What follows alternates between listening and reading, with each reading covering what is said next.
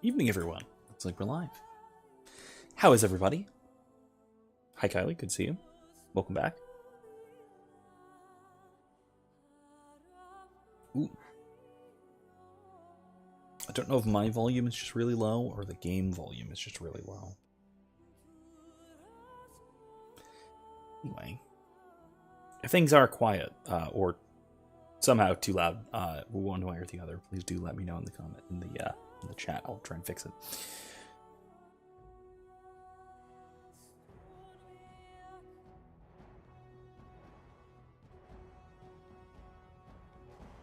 So let's get back into things. Welcome back. We are as advertised in the thumbnail and the description and the posts and all that. Continuing through the Brecilian Forest tonight, dealing with werewolves, helping elves. Hello, Kevin.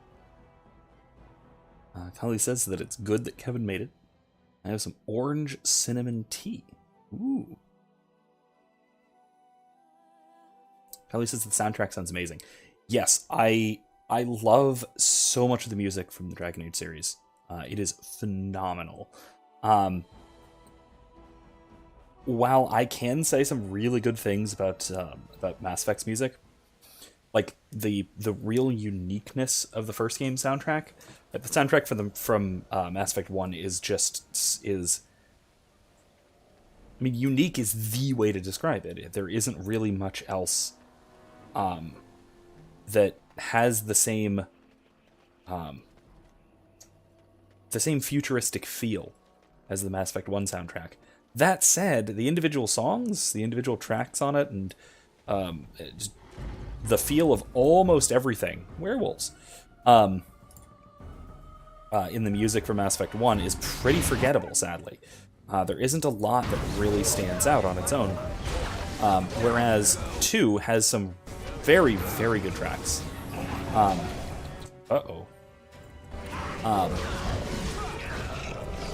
Some of which, like the suicide mission and the collector theme, are incredibly memorable and just very good in general, albeit a little bit derivative of a lot of sort of cinematic soundtracks around the time. Mass Effect 3, also some incredible standout tracks. Leaving Earth. What is it? Anderson's theme.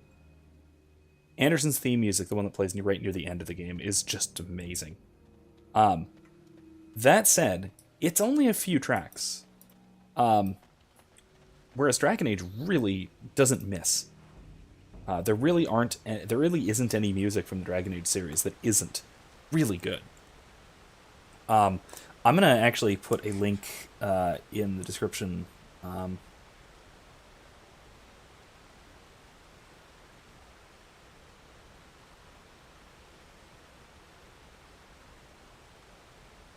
Or links. This might be one, this might be multiples.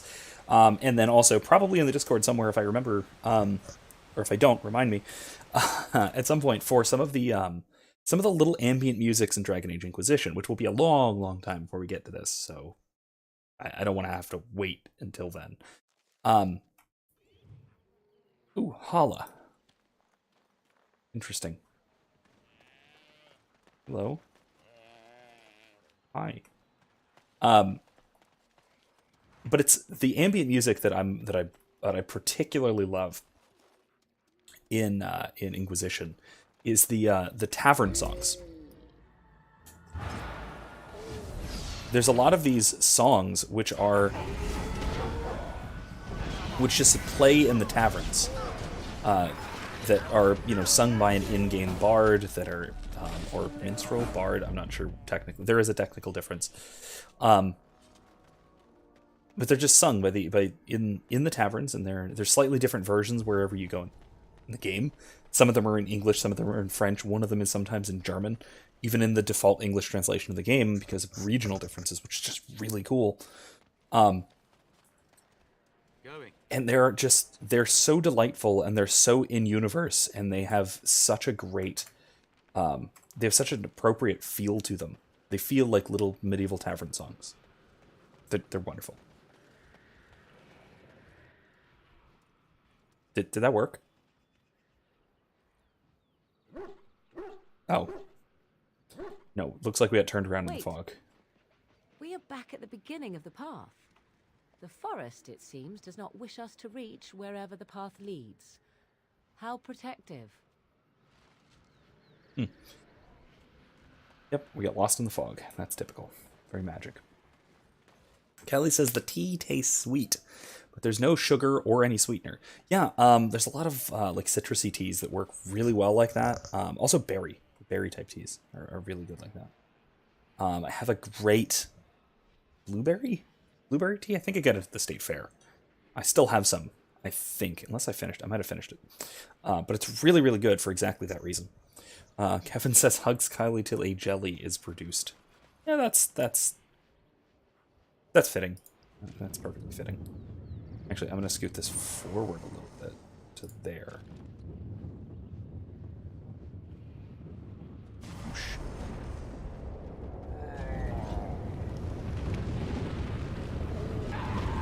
Oh. Well, hello. Is everyone caught? Oh, crap. That was necessary.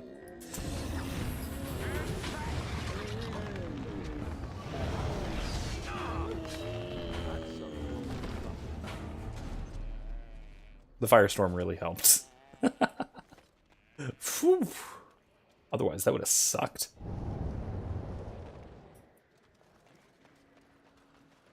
Kylie says, "Wait, what?" It's because you're a cinnamon roll and you're sweet. And also, Kylie says, "I love blueberries." See, there you go. Ooh, all's blessing, nice. I don't need it, but still nice. It's a whitewood shield.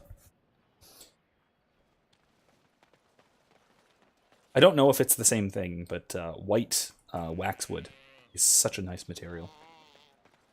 Just saying. Unrelated. What? Hello.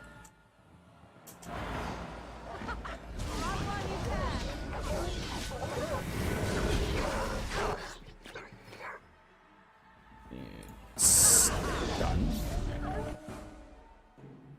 Come on, hold.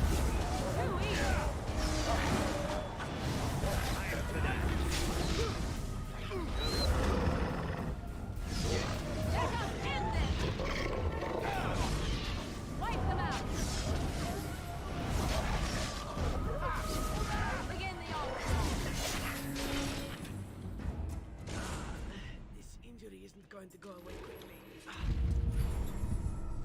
Right. And I'm off. Kevin also says, mixed berry.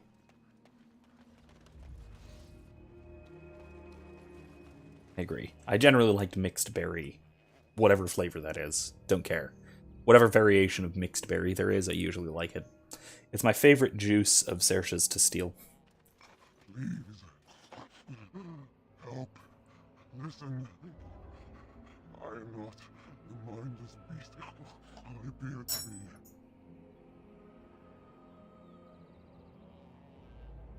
What happened to you? I am cursed, turned into this creature. The curse, it burns in me. I fled into the forest. The werewolves, they took me in, but I had to return. I had to. Careful. These werewolves might have laid a trap for us or something. You never know. You are human. I am. I was once an elf, one of the Dalish folk. You know of my clan. Hang on a second. Turn this up a little bit. Kylie says, "Oh, nice, but with the seeds strained out." I assume you mean mixed berry juice. Of course, it's not juice if it still has the seeds. Then it's just puree. She says, "Wait, I just remembered what we were talking about with the jelly thing, and I agree. Mixed berry would be me.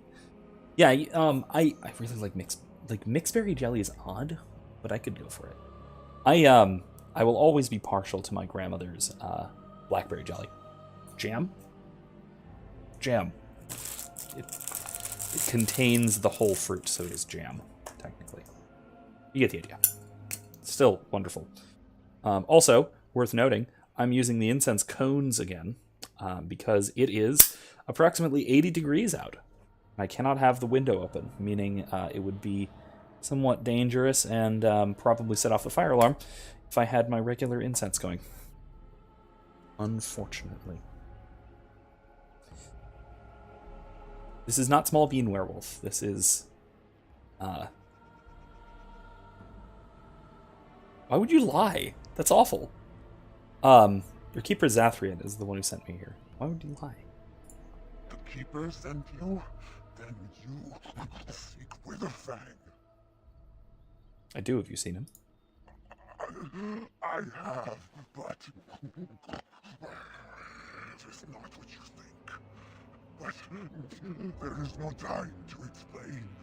You must listen. My name is Delilah. My husband, he is called Athras. Please, you must bring him a message. The staff I wear. Bring it to him. Tell him I love him. Tell him I am dead, and with the gods, I beg you.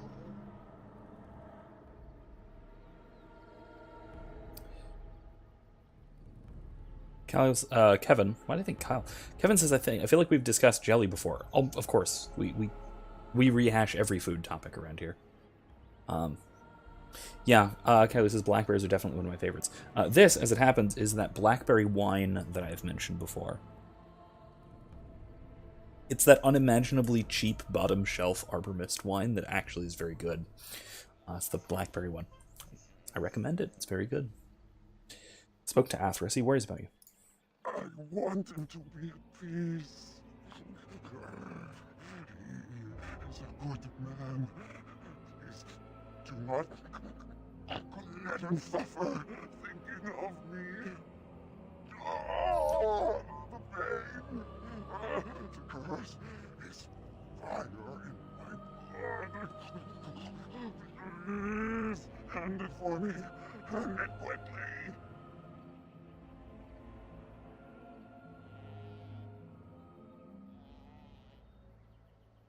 I need answers first. Please, you must help me. I will tell you what I know if you promise to end my pain.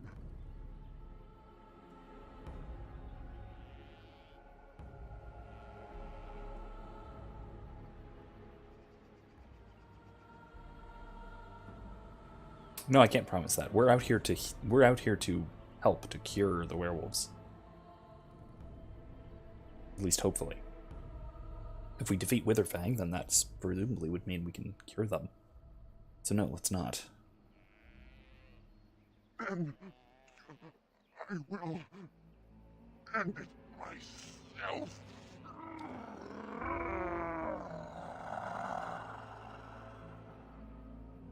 No, this should be fine. Really?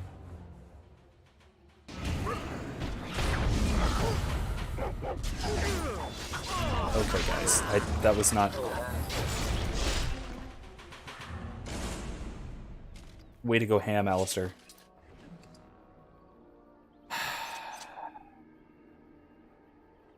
Okay. That was not my intention. It was my hope that that could go peacefully, but apparently not.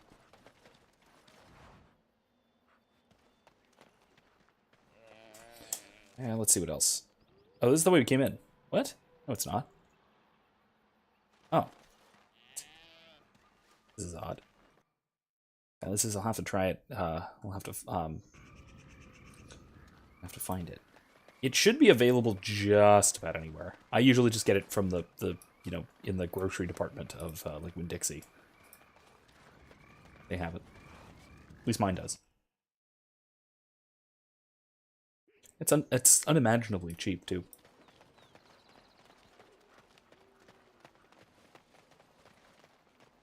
Like for wine, it's one of the cheapest wines on the shelf, and it's actually quite good. Kylie says werewolves are my favorite fictional animal. I am so sorry.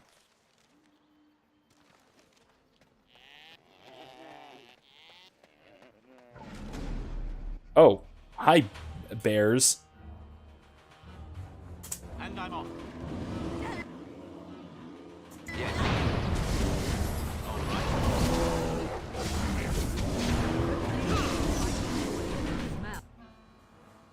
How about we life ward Alistair just in case?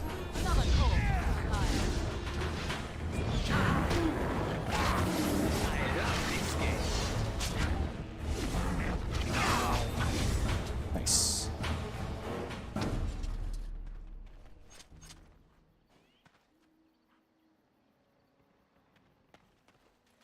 Yes. Kevin says Kylie and I have the same initials, so it's easy to mix up our comments at a glance. That is true. That is true.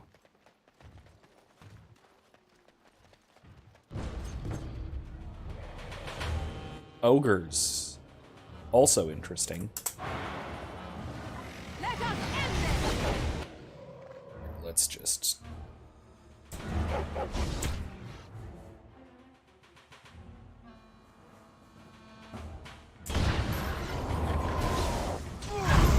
Darn it.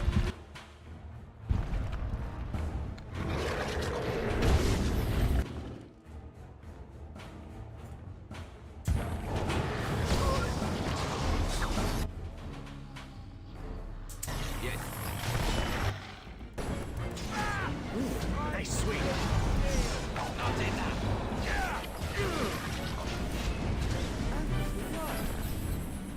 There.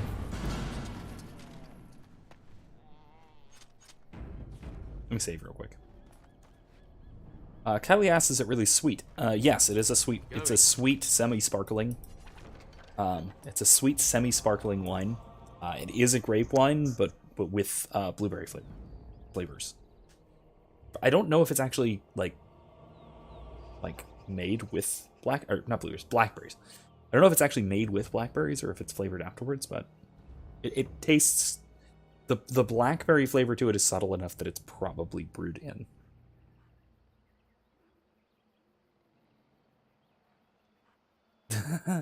So, okay, you guys sharing middle initials too. Wait, is it really? Do you guys actually have the same full 3 initials? Because that would be quite impressive. Oh my gosh, guys, really? Alright, so you guys are both KMH. Neat. Very neat. And I'm off. Perhaps I could have a try at that. Yeah, sure.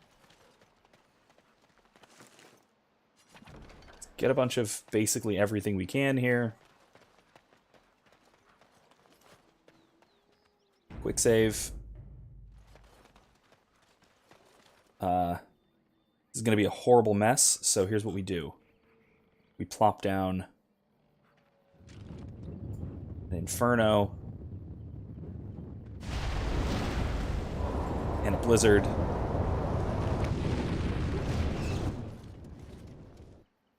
Okay, let's disturb it. One never expects creatures like this.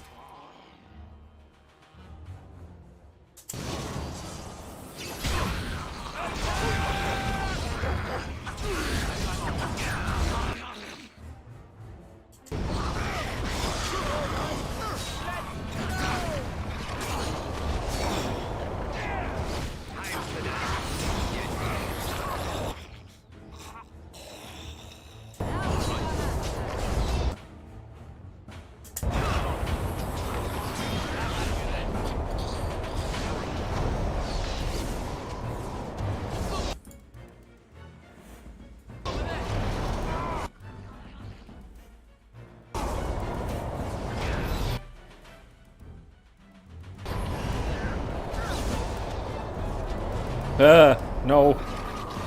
Help, no. No.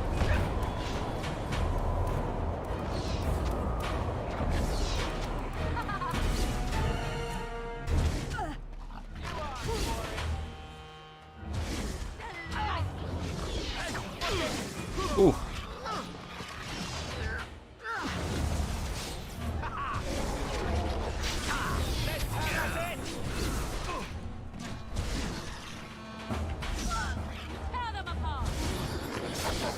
Eh.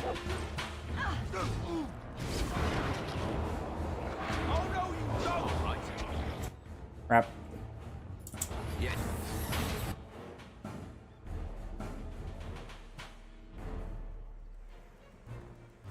Where the heck did he go?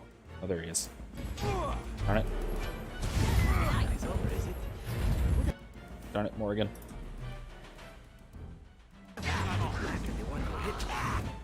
Crap.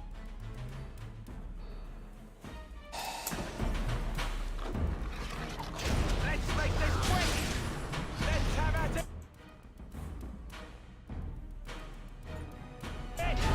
Breezy.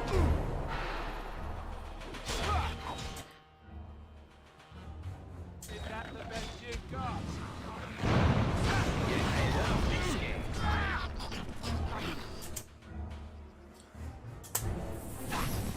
Crap. Oh no. Come on, Alistair, we can do this. We have to do this. Oh god.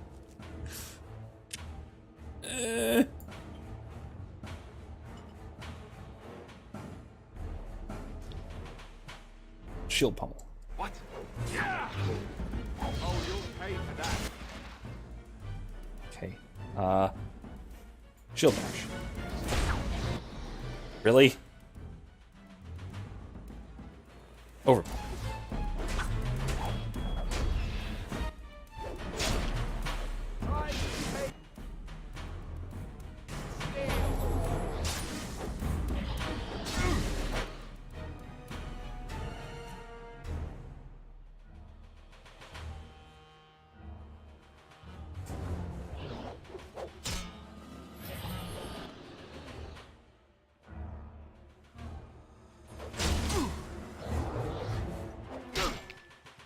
Okay. There we go. That was less fun than I would have liked.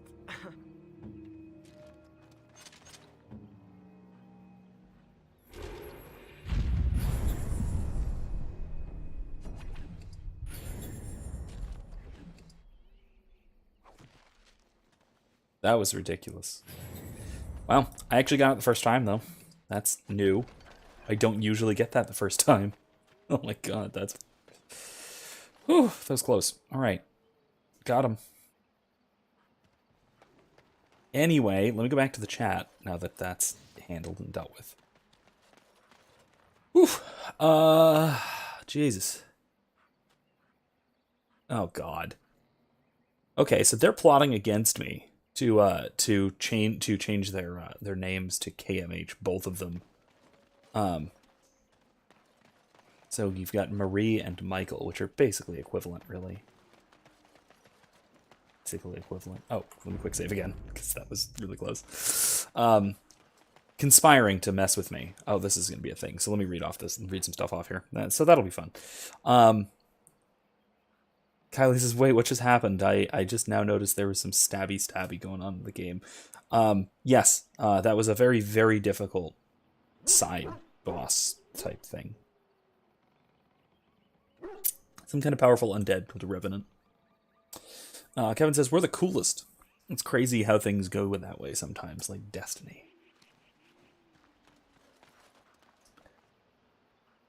Twin power.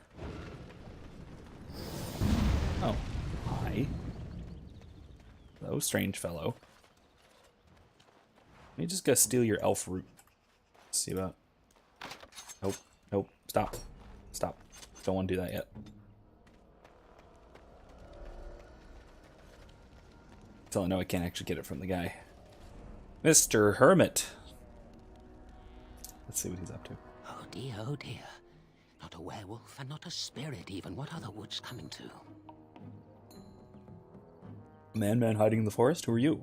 Questions, always questions. They say it was questions that made me mad. Will it do the same for you? Ask a question and you'll get a question, but give an answer and you'll receive the same. Oh, I do so love to trade.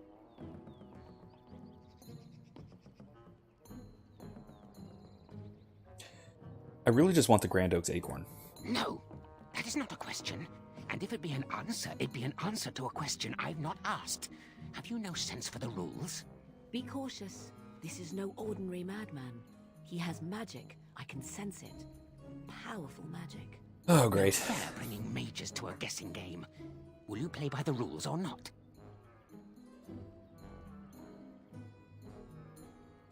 Would you like to ask me a question? I think it is your turn to ask, is it not?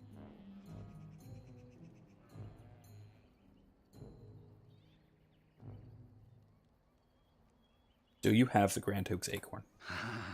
Suddenly it all becomes clear. You here, that talking tree there, it all makes sense now. As a matter of fact, yes. I do have that tree's acorn. I stole it, and it was easy. Silly tree should have locked it up tighter. If you want it, you'll have to trade me for it. And nothing from that silly tree. No leaves or branches or anything. But that's all I have to say about that. An answer for an answer. There you go. Do you want to ask me another question? May I? Oh yes, I think I might. Now, what shall be the first? Oh yes, what is your name?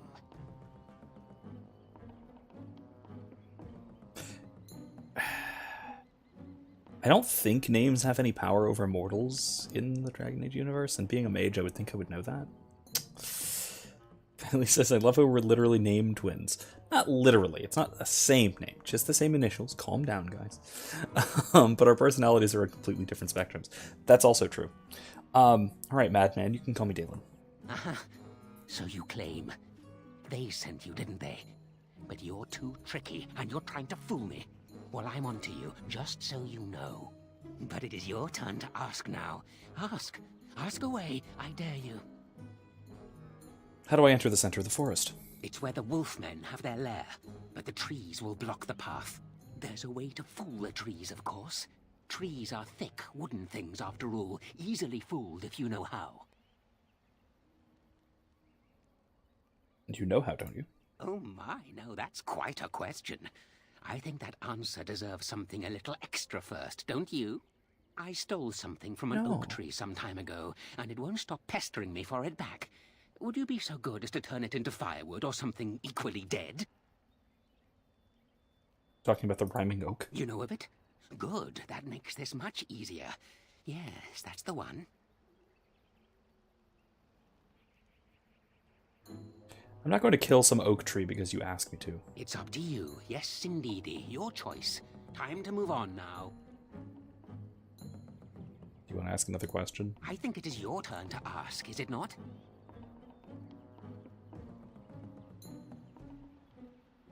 Do you have anything to trade? Let's see. I'll trade you an acorn, a helmet I found, or a book I finished reading years ago, provided you have something interesting in return. I'll trade for the acorn. Oh, and what do you have to trade for the acorn?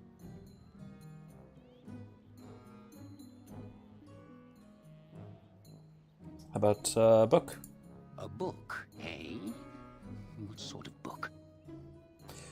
Kevin says we're quite different, but it's that sort of difference that makes for dynamic friendship. Indeed. Indeed. How about a book on elven history? Elven history, you say? That might make for good reading by the moonlight. Or it'll be better than using leaves. Give me that. Dude. There. Now that's done. What else have you got on your agenda, Another question? May I? Oh, yes, I think I might. Where were you born?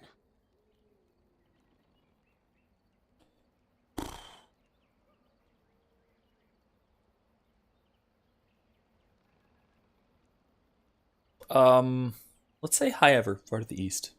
I don't actually know if that's true or not, but I forgot. I assume let's assume it's true.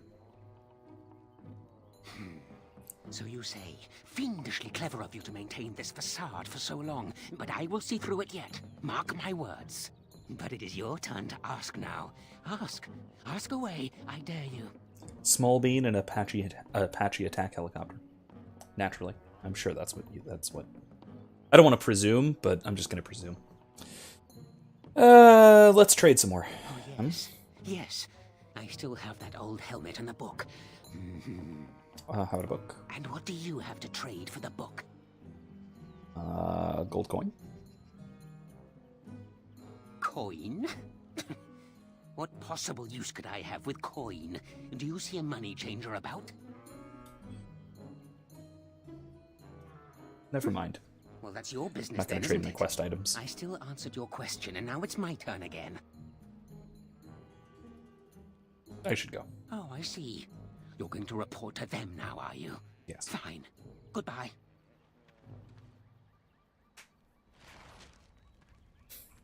Kevin agrees that he identifies as an Apache attack helicopter. Glad that's been settled. It's a meme, in case you're not aware of it.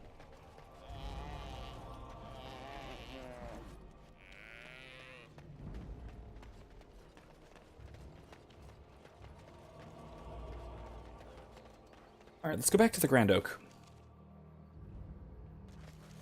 Because I think he's going to probably help us get through. Fingers crossed.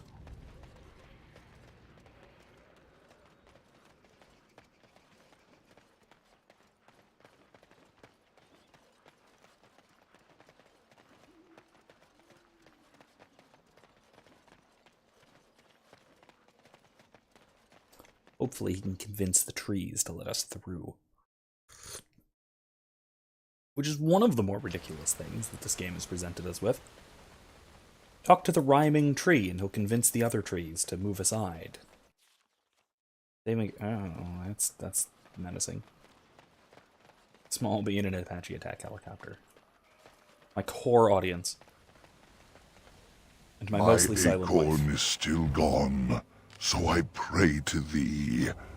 Hast thou any news for me? Is this what you seek? My joy soars to new heights indeed. I am reunited with my seed. This cannot pass without reward. I shall give what little I can afford. Keep this branch of mine with thee, and pass throughout the forest free. Nice. I wish thee well, my mortal friend. Thou brought my sadness to an end. May the sunlight find you, thy days be long, thy winters kind, and thy roots be strong. I love this tree. This tree is my friend.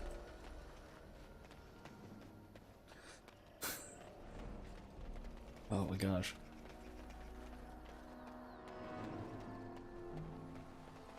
See, that is the kind of character I would love to put into a D&D game as an NPC.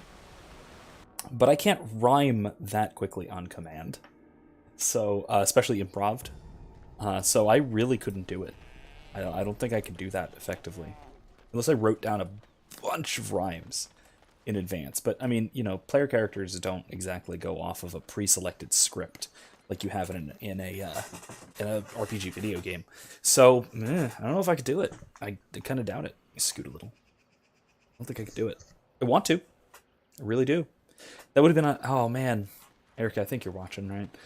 That would have been just absolutely ideal for in the Feywild. In the... I don't know if Max is here either, but where we met Ben. Or WizKid. WizKid's in that game too. Jeez. I was watching tonight though. I was doing stuff.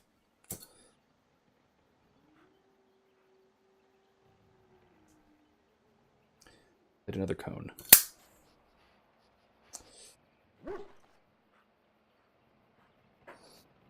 Did it light?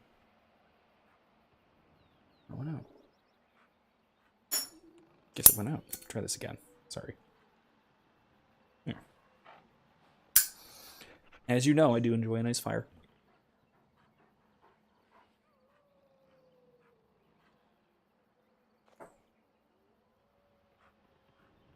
Oh, Kevin. Oh, you're not sure of the meme of the Apache attack helicopter? Really? Okay. All right. So this is going to take some explaining, so I'm going to wait till after this conversation. The forest has not been vigilant enough. Still you come. You are stronger than we could have anticipated. The Dalish chose Oh, there you well. are. But you do not belong here, outsider. Leave this place.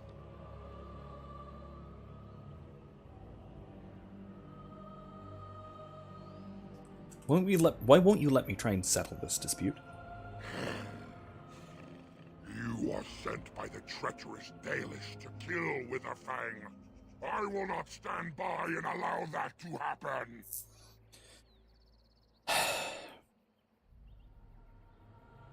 Why? What is Witherfang to you exactly? Is he your leader?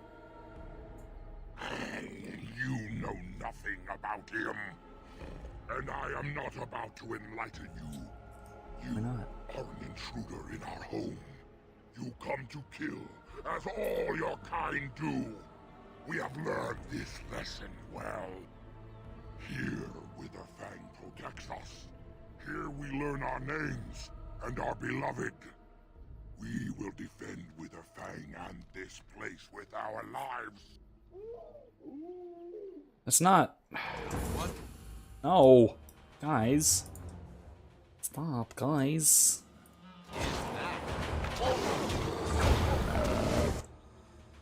Pulse.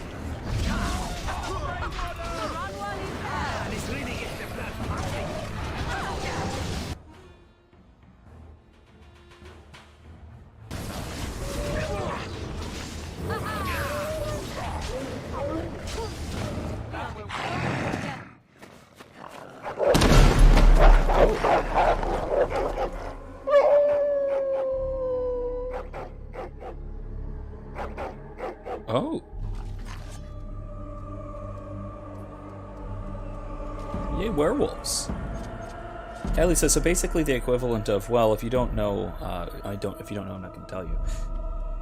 Yeah, kind of. Chainmail? It's a weird thing for a werewolf to have. That. Oh, another grave. That's. Oh, jeez. What?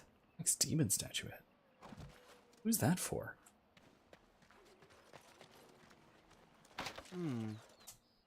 Perhaps I could have a try at that.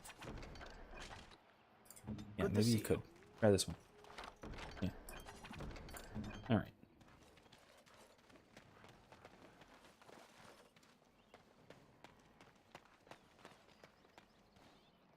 Let's save again. Let's do this again, shall we? Just in case there's another one, because I don't actually remember if this means there's another one.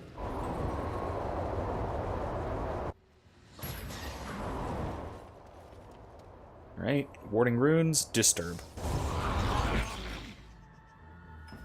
Yep, another revenant.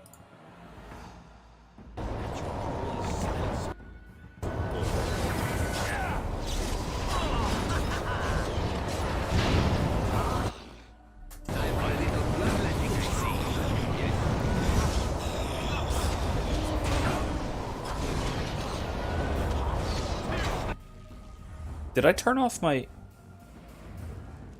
I did. How did I turn off my UI? That's real bad. Another fireball! Yeah, maybe the werewolf was a knight or something before turning. Because, like, even the Dalish don't use chainmail, as far as I know. Oh, crap. That's not good.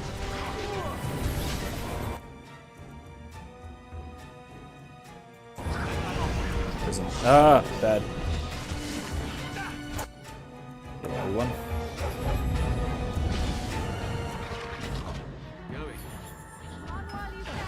Ow. I love this. Suck.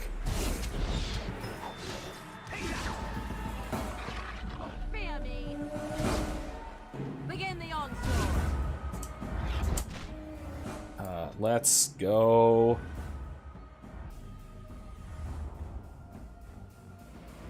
Curse of Mortality? No, wait. Affliction Hex. Run the heck away. Oh! Oh, that's real bad. Okay, Revive. Big ol' heal. Ah, bad. Big ol' heal. Healing aura.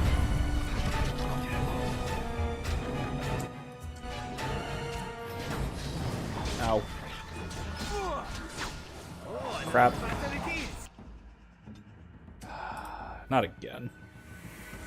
Right. Very well.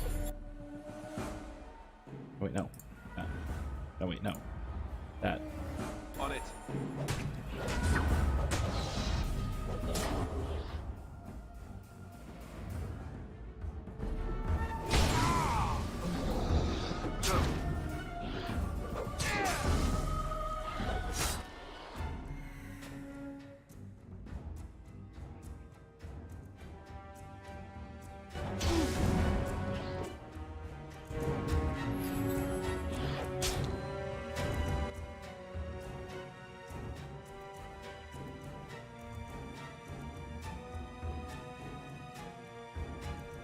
Can't tell if he has magical effects on him. Probably not.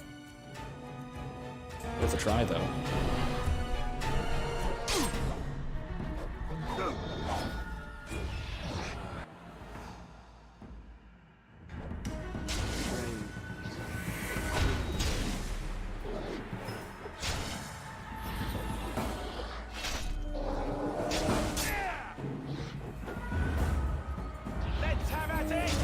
Off I go.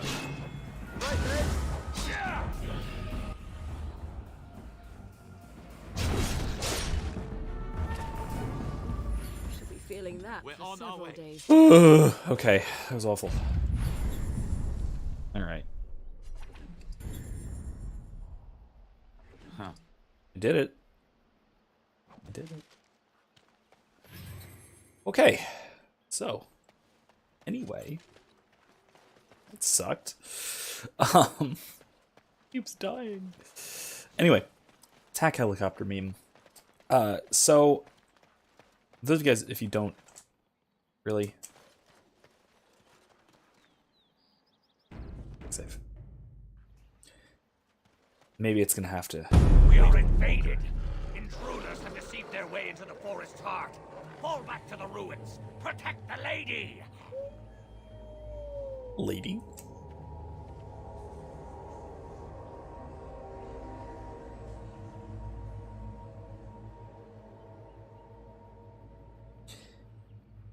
I'm gonna have to see that eventually. Oh, hey, let's wait. Let's make sure there's nothing else over here. Oh, there's not. That's really it. Okay, never mind. Kylie, I assume this is something funny. You could just put it also in the Discord, the meme channel. Either way, I'll probably see it afterwards. All right, into the ruins. All right, so we're in here. We found a secret door. Secret. Oh, jeez.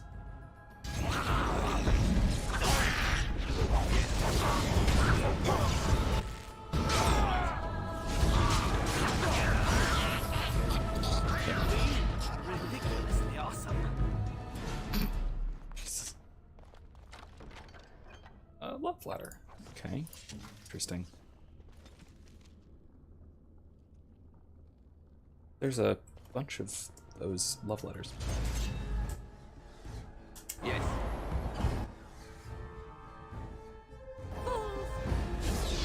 Take that! Oh, this could be good.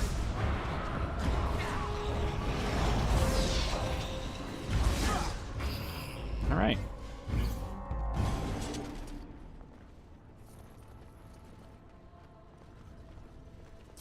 Anyway, so yeah, the attack helicopter meme.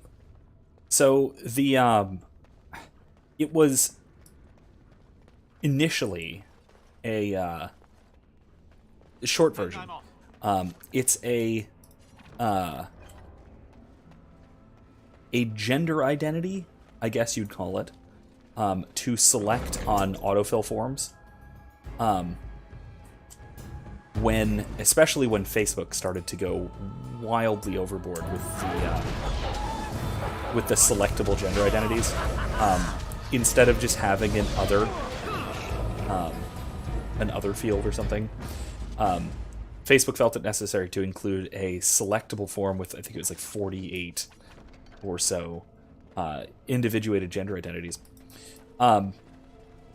and people got faux angry because unironic anger doesn't really exist, clearly not on the internet at least. Only ironic anger is allowed to be real, and so people were basically complaining that they hadn't included their gender identity, which was Apache Attack Helicopter. This was of course a meme, but the problem is that if we take self-identification as the sole criterion for evaluation of identity claims, then we run into the problem of being incapable of discerning sense from nonsense, from people who are genuine from people who are memeing. The door is sealed from the other side. Hopefully there's another route down there, yes? Well, let's try the other way. So basically it is to point out the problem that it's impossible to discern whether someone is serious or sarcastic with respect to identity claims. This mirrors a similar problem which has existed for a much longer time about religions, religious identification, where it's impossible to discern whether, for example, Scientology is a genuine religion, for example, deserving tax breaks and stuff, or whether it's a meme. A meme before meme culture is really a thing. I mean, if Scientology were invented today, in the way that it was invented when it was invented, everyone would recognize it as a meme, in the same way that everyone recognizes Attack Helicopter as a meme identity. Oh no. Sorry.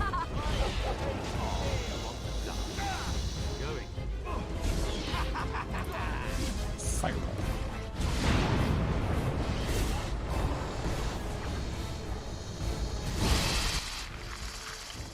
No. Get off my phone.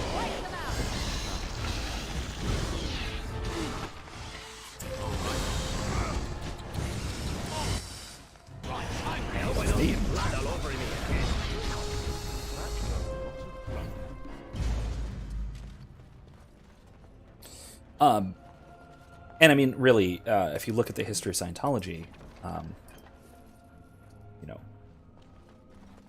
hoping to avoid accusations of hate speech against Scientology and Scientologists,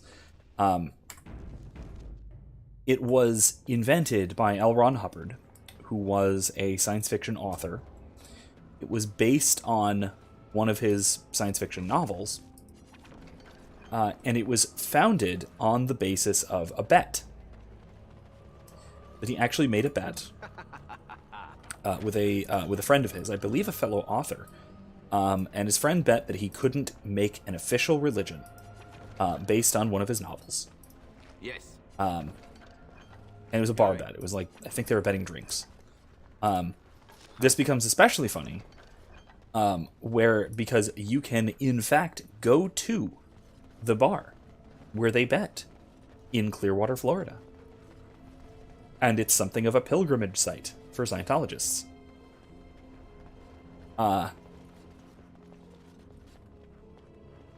fact that the religion was founded in this way should be an indication that it is less than serious. However, it's fundamentally impossible to discern whether someone is serious or memeing, let's say. Ah, crap. Yeah, Yeah, cheese knife. Pro dagger?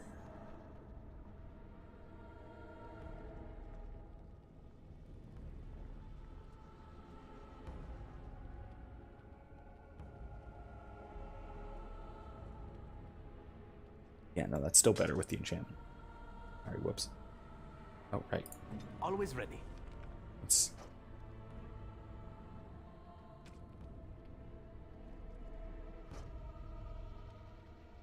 Alright, cool. Anyway, it's basically impossible to discern whether someone is genuine or is enacting an elaborate parody, let's say.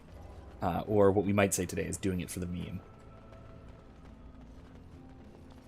Ellie says he was Tibetan. Wait, L. Ron Hubbard was Tibetan?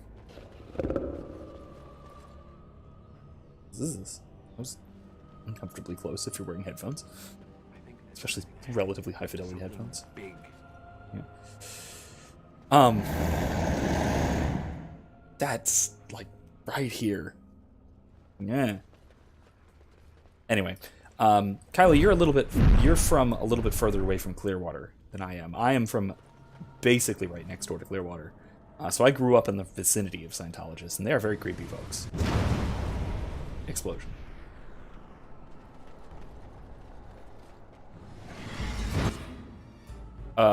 Dragon.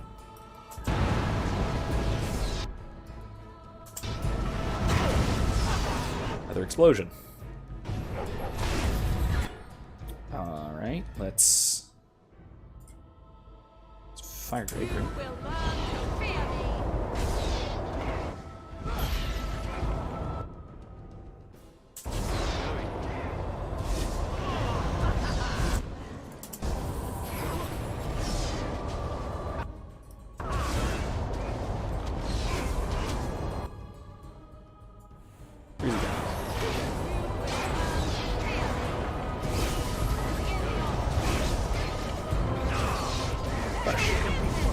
Ow.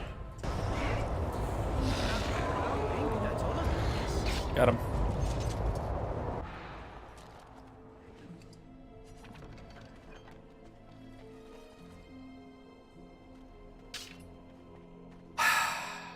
Oh my gosh, Kylie. Kylie, no. She says because he was Betan, he was Tibetan. Oh no. Going. I mean, yes, I appreciate that. I really do, but that's the appropriate response to a pun. Oh.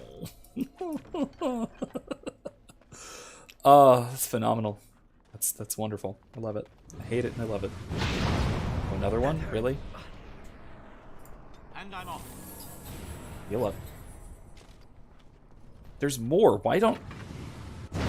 Oh. Oh, they're re-triggerable. I see. Kylie says, I'm from the land of Methodists in Dade City. Kylie asked, do dragons remind anyone of cats? Yeah, absolutely. Funny story about that. I'll remind you. Remind me if I forget.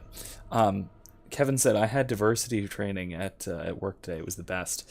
I've just been watching Angel for the first time. I've never actually seen it. I've seen Buffy a few times. The whole series. I've never seen Angel yet. Until, like, this week. And I just saw the diversity training episode, which was an absolutely hilarious parody of something that's pretty innately ridiculous. Right. It was really well done. It was, oh my god. Oh, now that's a dragon sword. This won't take long. Wow. Hey, what the? Stop. I'll blast it. Going. Yes. Perhaps I could have a try at that. Fine. Anyway.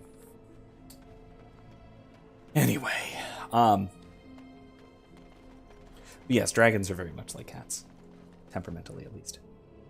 Yeah, let's keep going.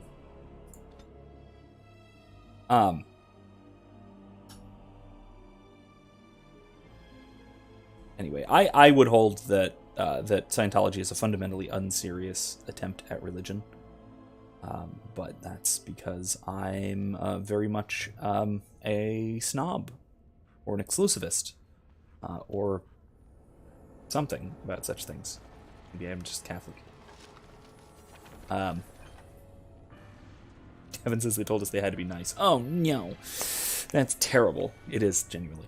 Kylie says, I sort of liked Angel, but I like Spike and Buffy better than Angel and Buffy. What? Really? Even after that thing that happened in the last season? You know the thing?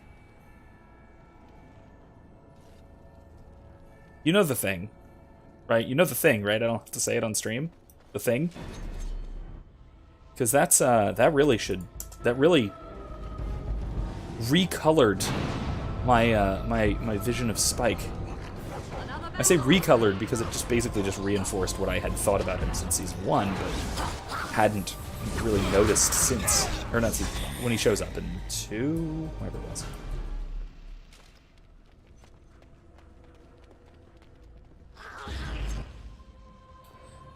There's more of them. Cool.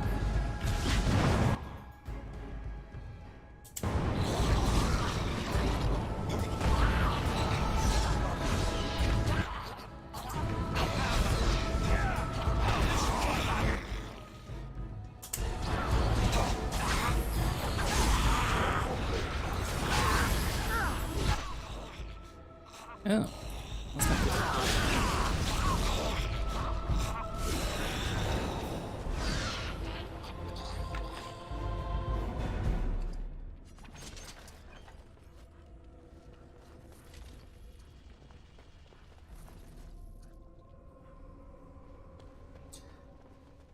Okay, Kayla says, yeah, I know, don't say the thing, never mind. Yeah, I if you've seen the show, you know what I'm talking about. If you haven't seen the show, I'm not going to spoil it. And just know that it's... Perhaps I could have a try at that. It's a sufficiently serious, negative character thing that it really kind of brings Spike back to... That's not quite right. I guess I should say that it sort of reinforces how you're first introduced to Spike, and that's not just the fact that he's a vampire, he really just is not a very good fella, to say the least. That's a lot of spooters. Oh, they're behind me.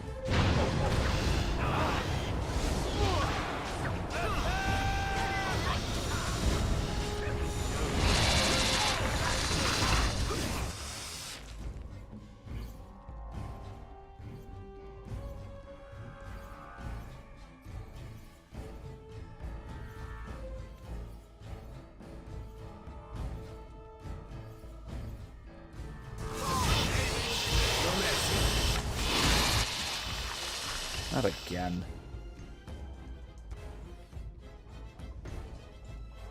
Everybody can just wreck this spider, that'd be great.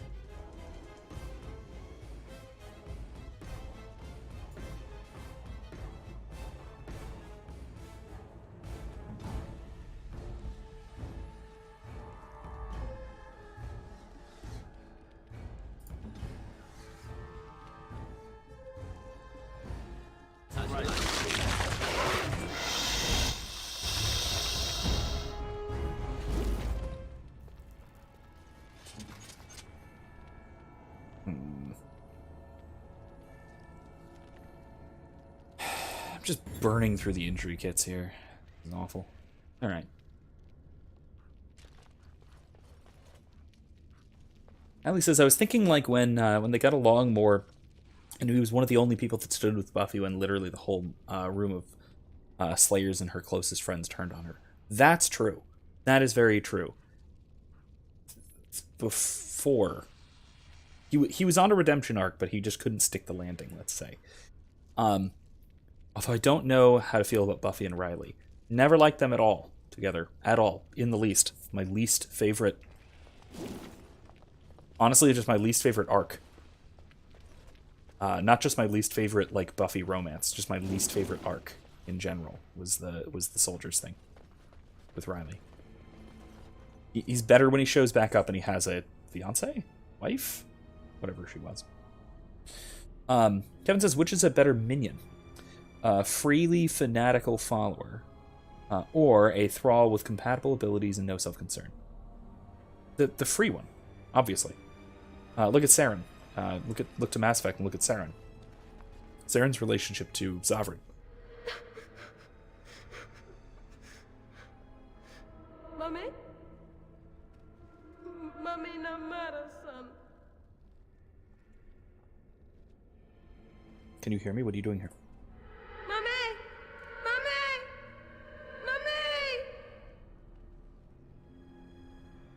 Mummy! I say that, Kevin, because a thrall is just an extension of your will. Purely an extension of your own will, your own mind, your own choices. A free fanatical follower, you don't have to, ex hypothesis, you don't have to question their loyalty. But it's an additional mind, thinking their own things, coming up with their own ideas, coming up with their own solutions. And two minds working together, even if one is inferior, is pretty much invariably better than one mind working alone. And so even if there is a chance of disagreement, I really, this is fundamentally clear, especially when you look at things like public choice theory and stuff, where multiple people cooperating or even competing, but primarily cooperating, are necessarily going to come up with more effective solutions and such. I'm trying to think of which one it was.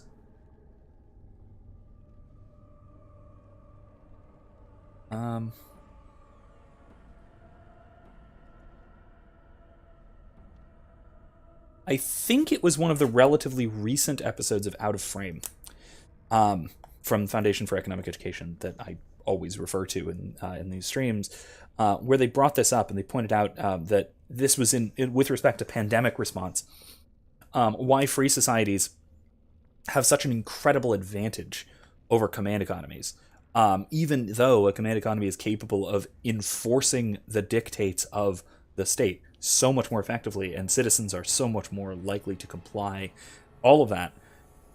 Because free societies are free, and there are so many people working together voluntarily, different solutions can be attempted simultaneously. And it works like this kind of, it works like a collaborative effort, rather than one person acting alone with a ton of power. And it's pretty much necessarily more effective. And you can look at this in the data, you can look at this just a priori. It works. Calm down. What are you seeing? Okay, never mind. Oh, great. That's not what I wanted. Well, better light everything on fire. Better set myself on fire. And everyone go to sleep. And better blow myself up. Is that it? Better flamethrower.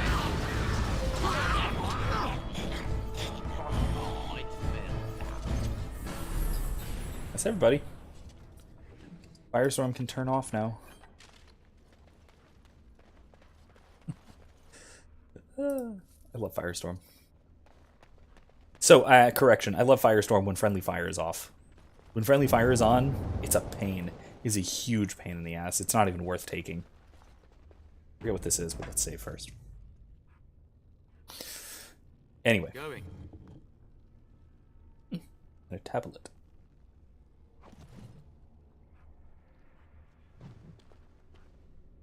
Oh god, I'm so sorry. I'm in a habit of saying tablet and adding a syllable, just because that's how Saoirse pronounces it. All right. And so naturally, that's how I have to.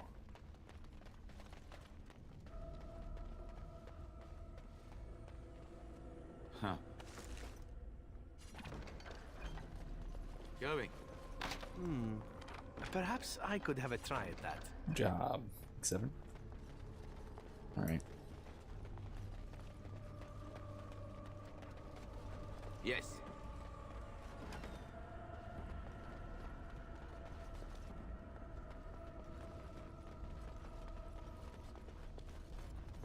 Really? No spiders from behind me? I'm honestly surprised.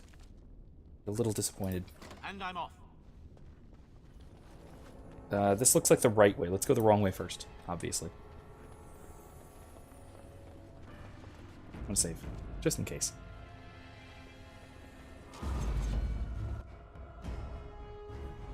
Fireball.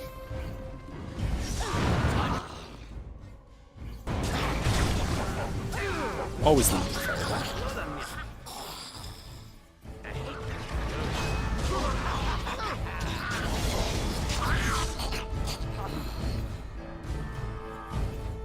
What? There's more.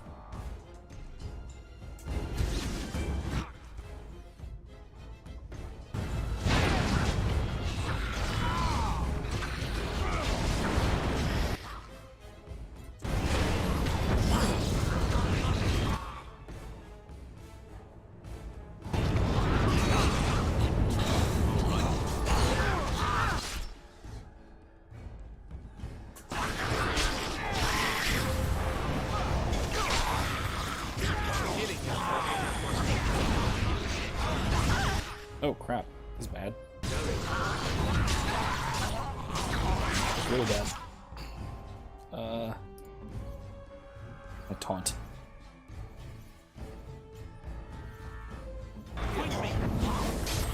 Oh! That's really bad. Everyone goes like... That didn't work.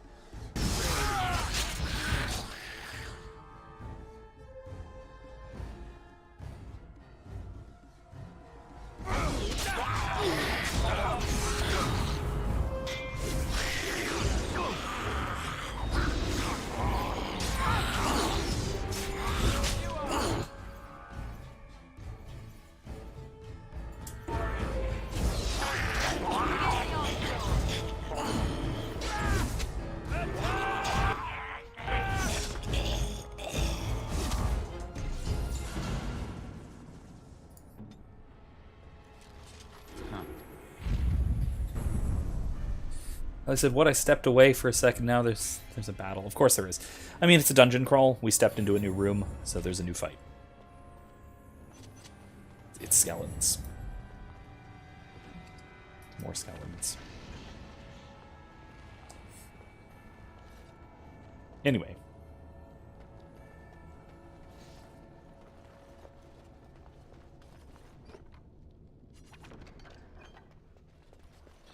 Oh, this is interesting. Kevin says cute on Saoirse's part, of course. Tablet. Yes.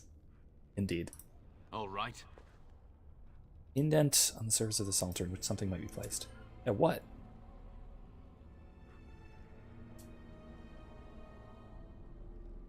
Oh, a phylactery. But that's it.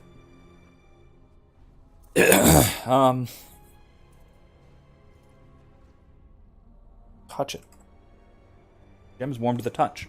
Your mind immediately begins swimming with visions, images, and memories of a life not your own. Presence in the gem is at first alarmed when it senses your touch. It recoils in fear, and the images rush your mind, or one's imprisonment and loneliness. Is this some kind of trapped spirit? The presence thinks quickly. Bewildered, finally it decides that you're indeed real and not a product of its fevered imagination. More images flash through your mind. Time that the presence has spent trapped within the life gem. Time where the presence has slept, gone mad, and then slept again. The presence has no name it can remember.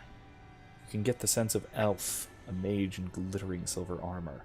This was long ago, remembers as if through a fog.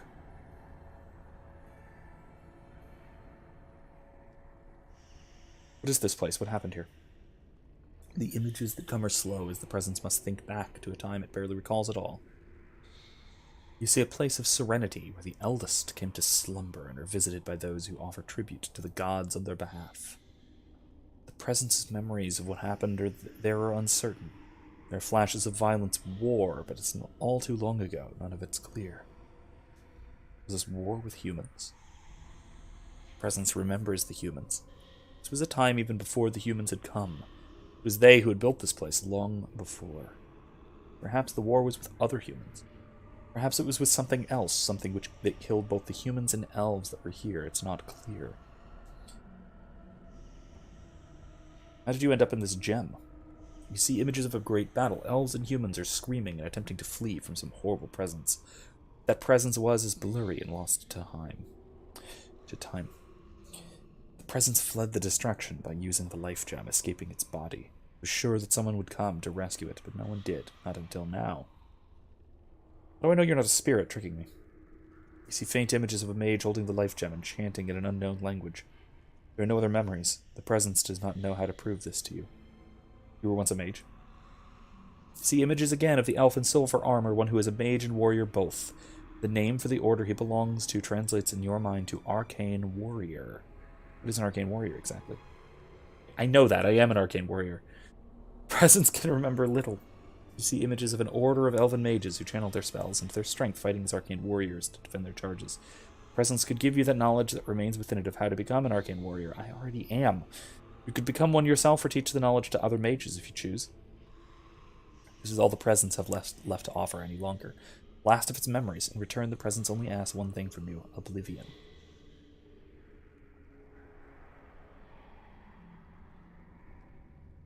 How would I give you the release you seek? The images that come are faint and uncertain. You see a stone altar and the life gem placed upon that altar.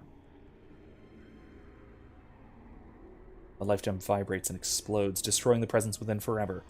The yearning that follows this image is keen and almost hopeless. Yes, I'll try and help you. The images become tinged with desperation. The Presence cannot remember where the altar is, but it knows the life gem must be placed upon it. Approach the stone altar. The life gem nears the altar. The Presence becomes overwhelmed with emotion. Could its endless nightmare finally be over? The images that are sent to your mind depict a clear question. Do you still wish to learn the skills of the Arcane Warrior? The Presence is ready to teach you now. Yes. Memories flood into your mind. They're hazy and incomplete, but enough for any mage to gather a few of the talents Arcane Warriors once possessed. Now the Presence asks that you keep your promise, release it from its eternal prison.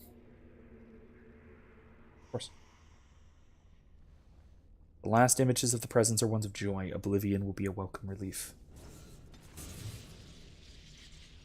Shatter. I already got Arcane Warrior. It's weird. But yeah, I didn't think I'd... Yeah, I don't know. That's odd. Apparently I didn't have to unlock it, but I just did. So, maybe a glitch.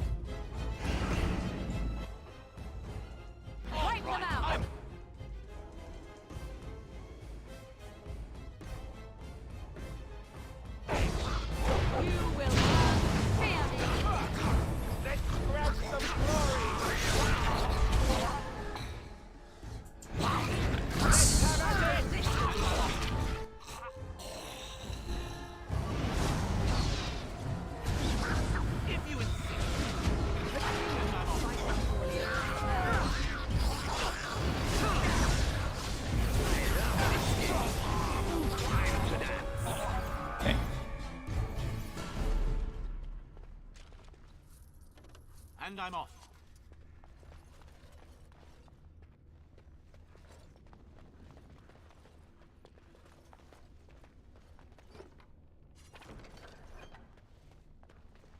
Yes. Oh. Perhaps I could have a try at that. You can't, apparently. Take that, though. All right.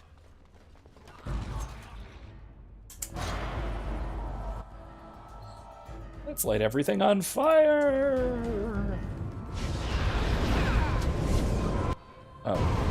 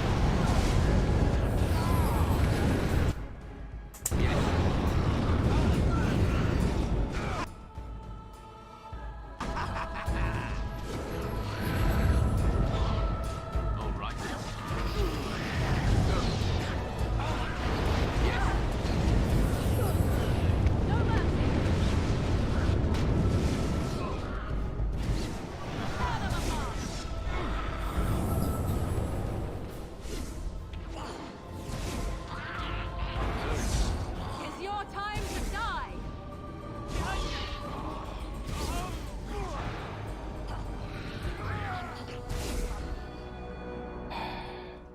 Hi, Duncan. No!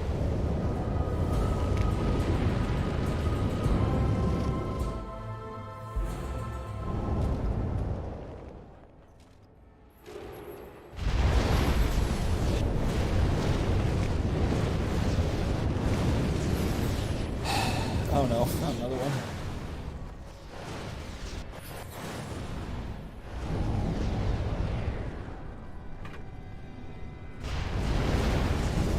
Oh god, no.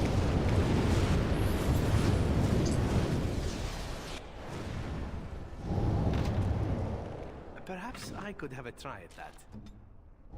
On it.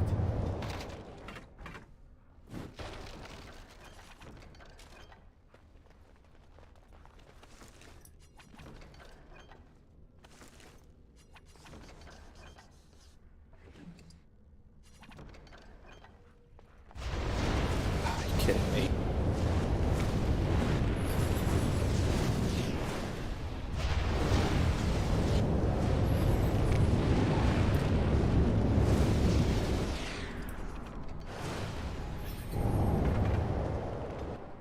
Anyway, Kevin says, what are your thoughts on John 14:14 as it pertains to petitions to God? What is meant by anything?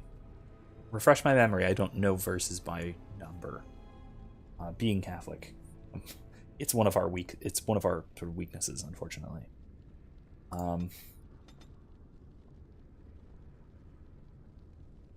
Is it the ask and you shall receive type verse? I'm trying to remember exactly. I can't take combat tactics. Oh, oof. Maybe I should. Not stealing. You know?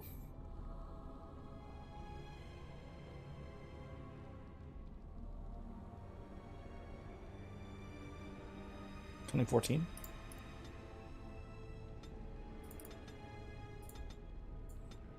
Yeah. That'll be fine. Holy smite, heck yeah. Awesome.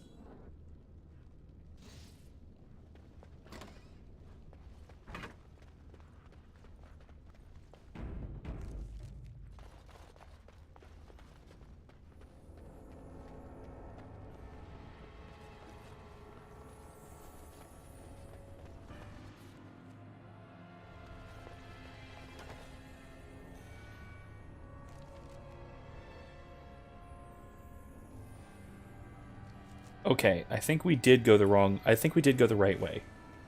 Unfortunately. So I need to go really quick back and go the wrong way really fast. Okay, so Kevin says, if you ask anything in my name, it will be done, etc. I think probably my, what I would say the most likely reading of that would probably have to be that it is, it's ecclesiastical, or ecclesiological, that it refers to binding and loosing on earth as it is in heaven. That it's that same type of ask, that same type of asking. That it's probably not individuated. If it were, you're right, that wouldn't quite make sense, because then that would be either not straightforwardly true, or maybe even just straightforwardly false. And that doesn't seem right. Ah, the puzzle door. Alright. Altars, okay. Examine the carvings. Most are faded. Honors dead as to laid to rest. Okay. There seems to be a process involving altar. Kneel. Kneel before the altar, touching your forehead to the ground as depicted on the tablet. Nothing happens. Examine the carvings more closely. Oh, jeez. Give an offering. Okay, that's not right. Uh-oh.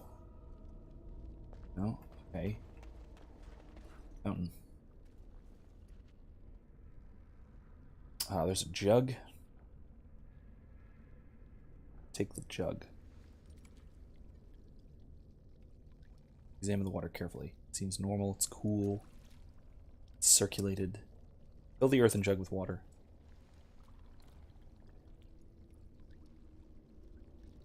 Leave it alone.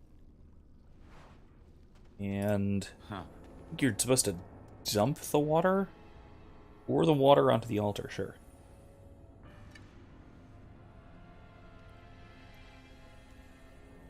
Place the empty jug. No. Examine the jug. Hey, look, a jug. Let's take it. Leave it alone. Does that work? No. Alright, let's fill it and then place it on the altar. Fill the jug.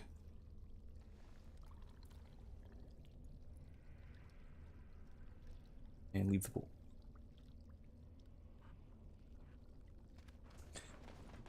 Kevin says I should get the actual quote, perhaps. I have discussions regarding these things with my old Protestant pastor, who's somewhat connected to with the Word of Faith movement in charismatic circles. Ah, and I know how they interpret that verse, and it is very ask and you shall receive, very Joel Osteen type,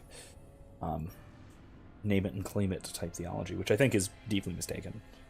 Let's place it on the top of the altar, and then let's kneel.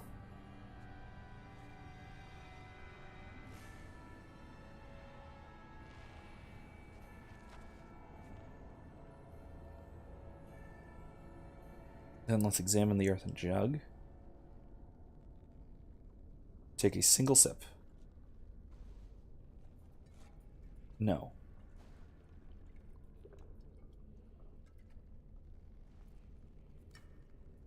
Take it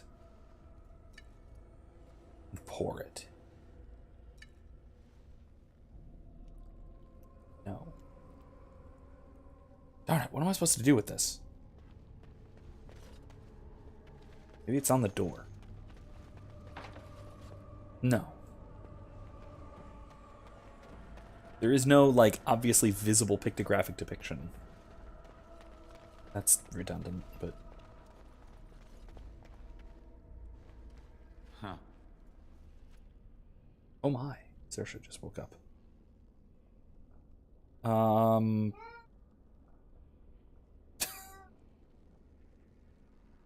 I'm assuming he has heard that. Let's fill it back with water. Leave it alone.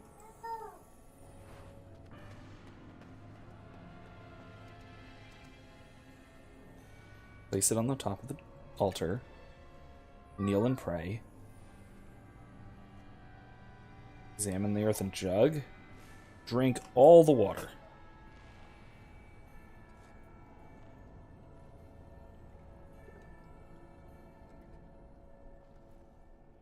I'm feeling very odd.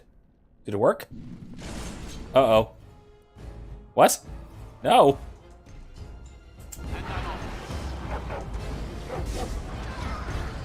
God, jeez. No. This is not good.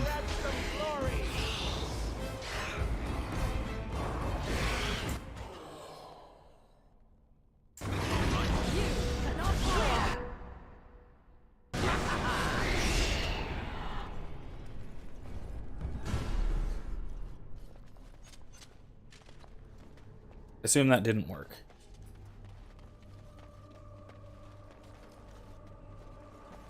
She's now calling Michael for help, so that's an update. That's adorable. Alright, so it's not that. Maybe it's... Sip? Alright, take it. Take the jug. Examine the carvings. An honored debtor laid to rest inside a grand chamber. Okay. Some process involving the altar. I'm gonna leave it alone.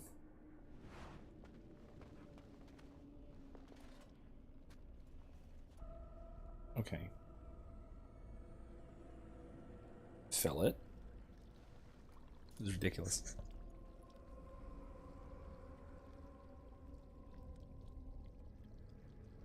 Leave it alone.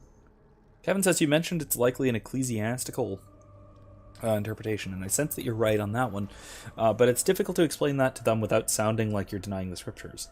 Nah. No, you're just giving a plausible reading of the scriptures because their reading is clearly implausible.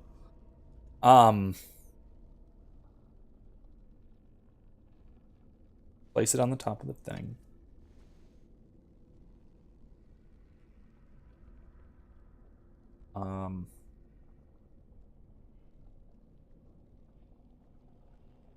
Take a single sip. And pray.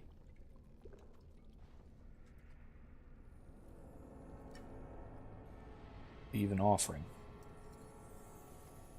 No, that's not right. No? Okay.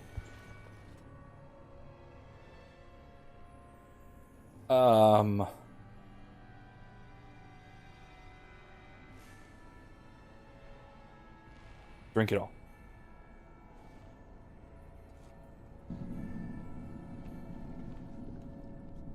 Weird miasma that just fills the room, that's all.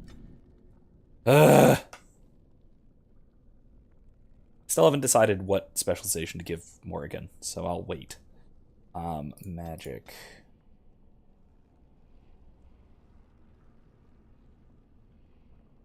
Cunning. Herbalism? Doesn't need it. It's combat training though. Swarm. Misdirection Hex. Whoa! That's incredibly powerful. Walking Bomb is pretty good. Spell Shield and...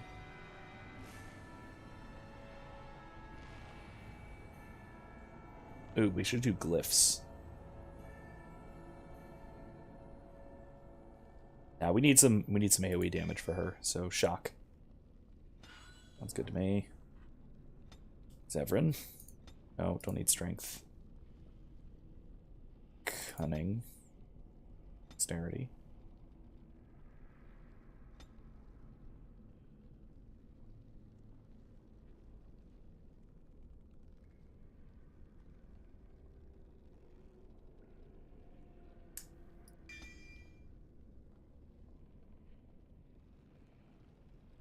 Lock picking. And I'm off.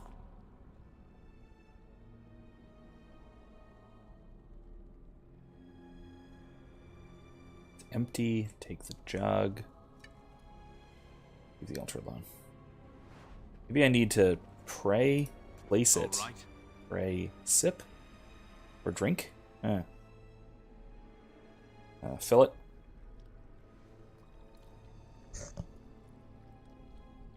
Leave. Someone feel free to look this up and spoil it for me, because there is no hint to this. This is just brute force solving the problem. Kneel and pray. Okay, that's right. Place the jug. Kneel. Drink all of it.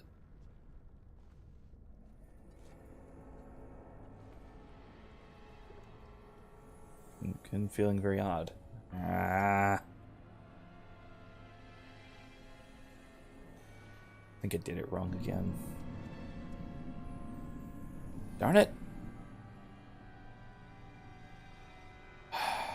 Someone feel free to fix that. Look this up. Yeah, pretty soon Dalen's gonna have to pee. Thanks, Kevin. That's unfortunately true. Take the jug. Leave the altar alone.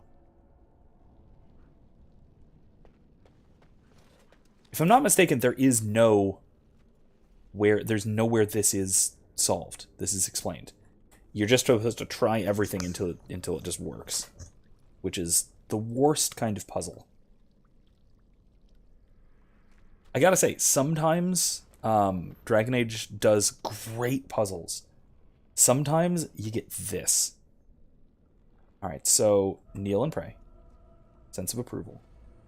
Place the jug on top of the altar. Kneel and pray. Examine the jug. Take a single sip.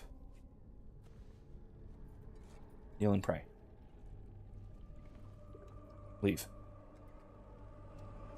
Does that do it? No. Gosh.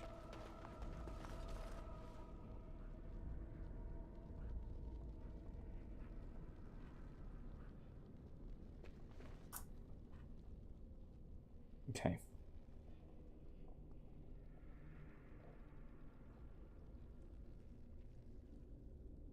Sip. Take the jug. Leave the altar alone. Pour it back in here.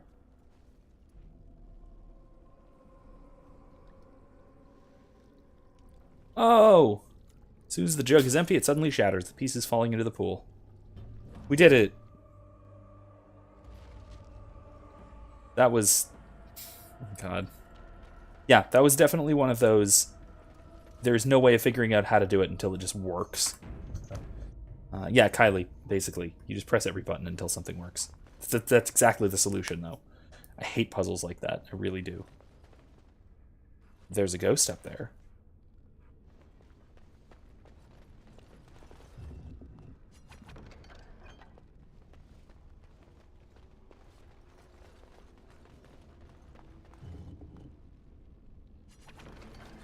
I'm getting very close to my inventory limit, and I just upgraded my inventory limit.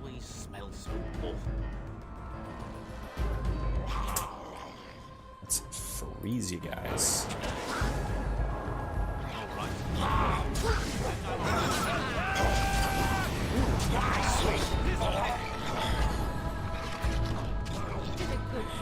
Melt them.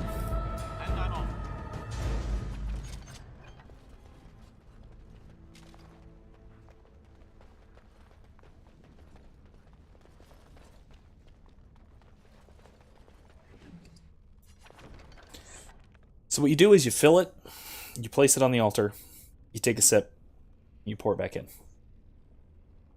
I think.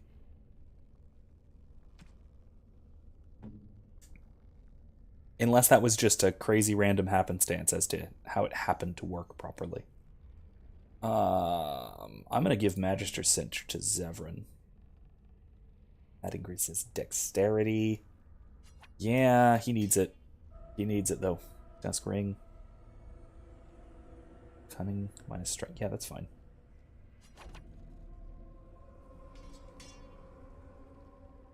I'll give that. Yeah, give that to... Okay. Ooh.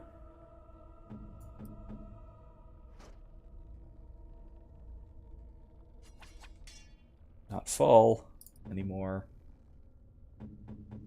Everyone's inventories, everyone's slots are full. Everyone's equipped to the T's.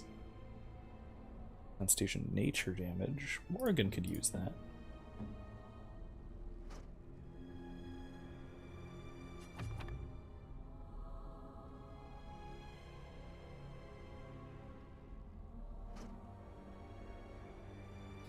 That's still probably better. Okay. Although, yeah, still better.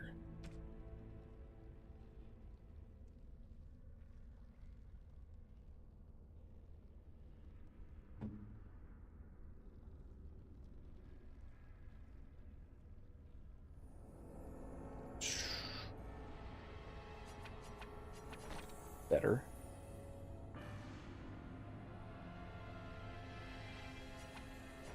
Better.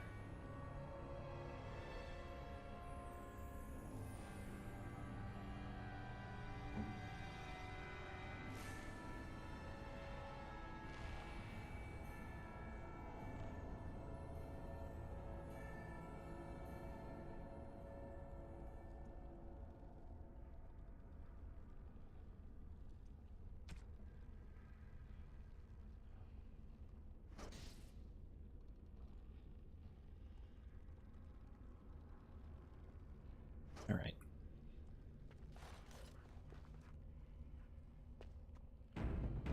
I'm so close to out of inventory space.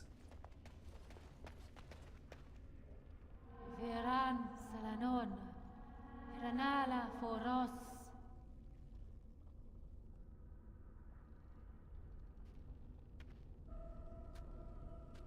Nay, Garan Sedale, Garan! Kevin says I would make an enchanted door system that became more difficult as the frustration of the opener grew.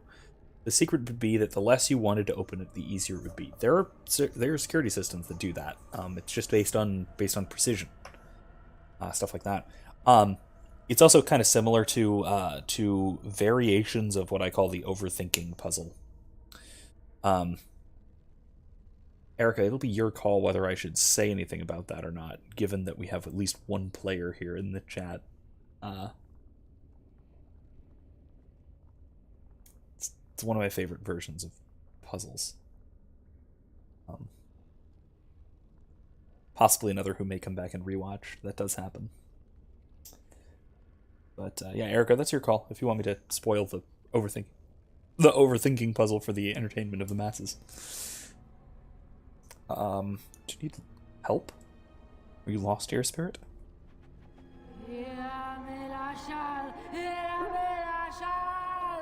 Oh, uh-oh. She's not happy. She's very not happy. Oh, okay, that's very bad. Let's fireball!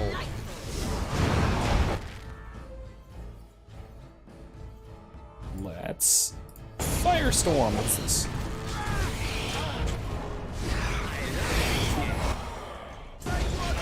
Let's stun everyone.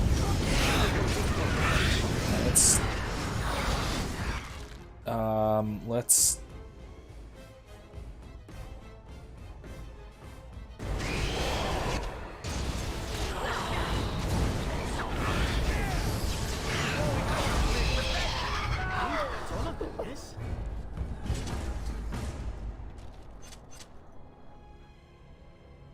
Yes.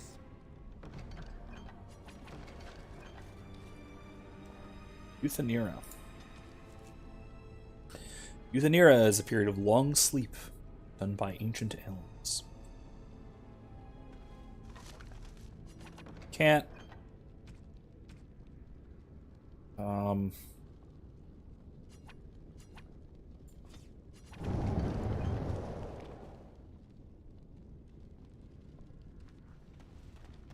Alright.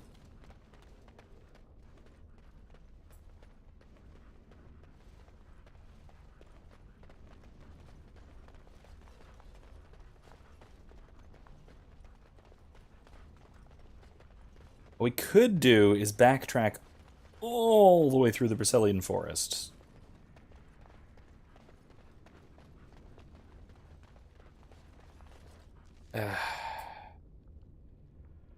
Yeah, I don't want to do that. It's not worth it. Even for a hoard of treasure, it's really not worth it. I can pick through things and see what I can throw out.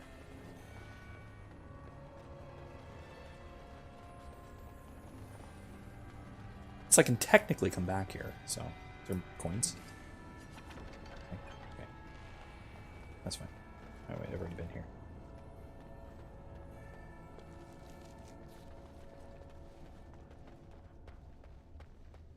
Oh, this is the trapped room. Okay. Ah, wrong point.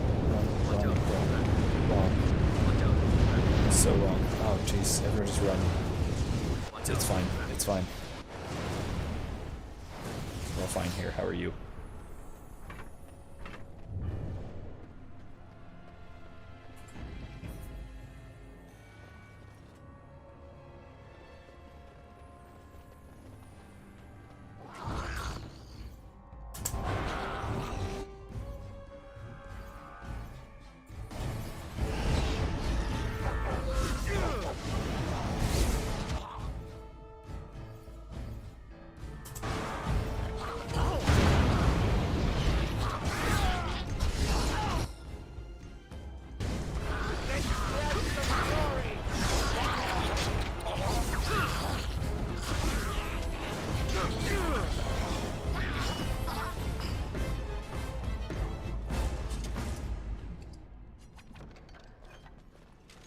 Okay.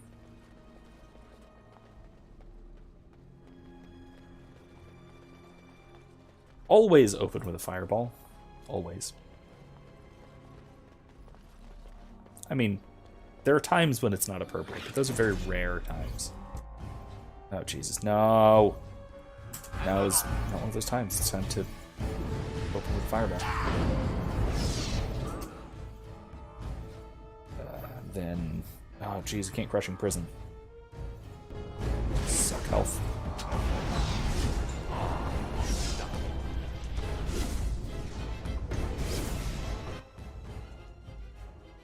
Got a firestorm.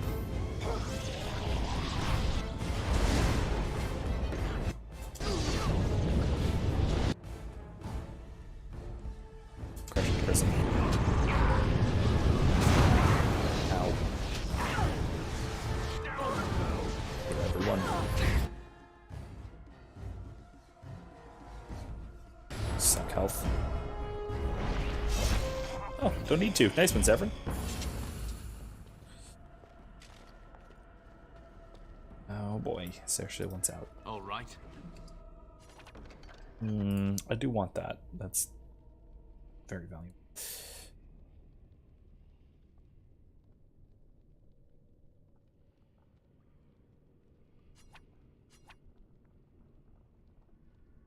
Whoa! I can just trash both of those.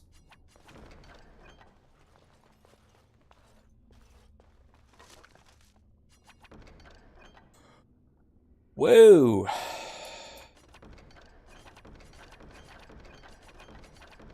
Alright, I need to destroy some things, because... Worth it, man. Okay.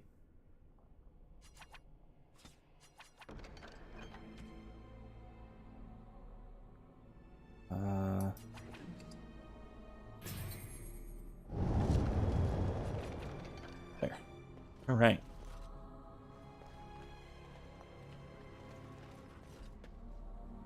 Why does the unnatural always... Her default response, by the way, to being in her room is "Let me out of here."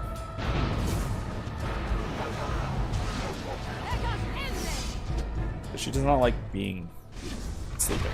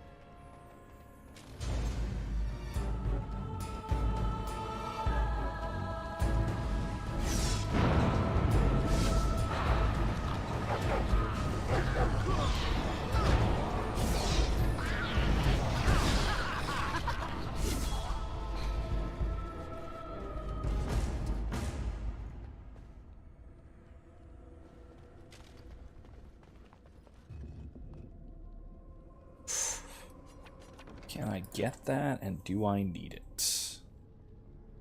I don't think I need it. It's a short bow. It's relatively low tier.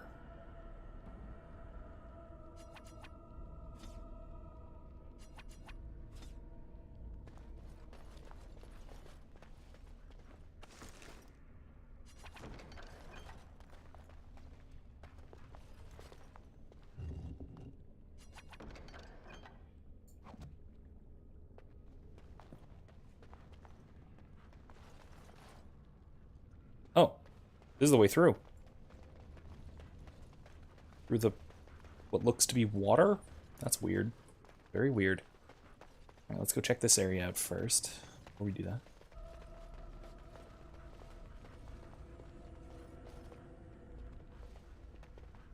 Huh. No, I don't need those. Nice, but good. All right. Can always come back through this. Oh, come on. Oh, that's nice, though. It's so nice.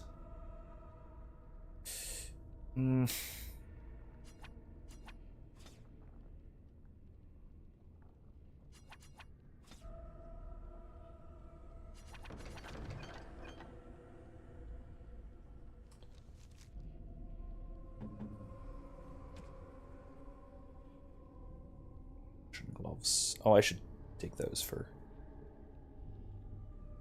Where's that ancient elven armor? Oh, it's medium?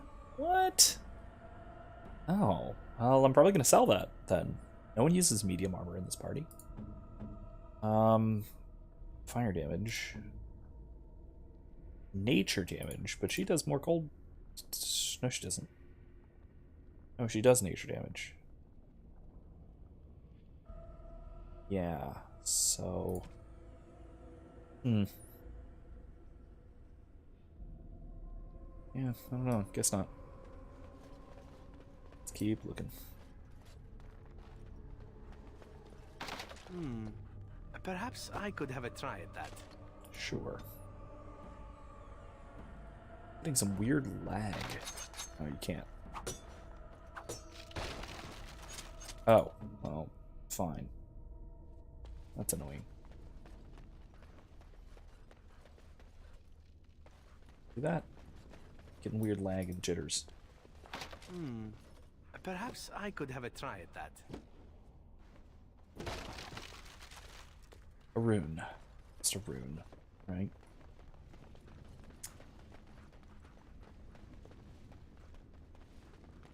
Should have done is come back through here with Liliana off stream, because I don't want to bore you guys with it, because I only have an hour and 10 minutes to finish this damn thing.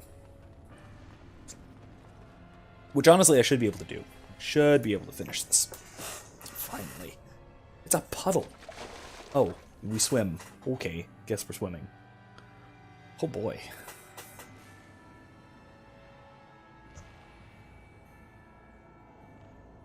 Ooh. All right.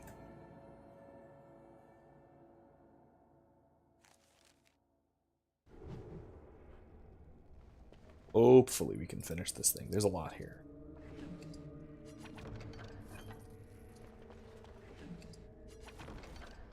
I wonder if I go out. No, it's just gonna take me right back.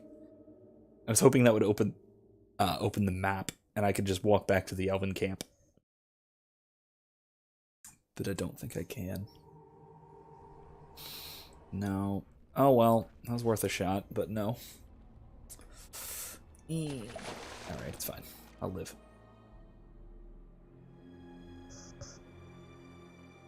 Ooh. So, one of the other things I wanted to chat about tonight,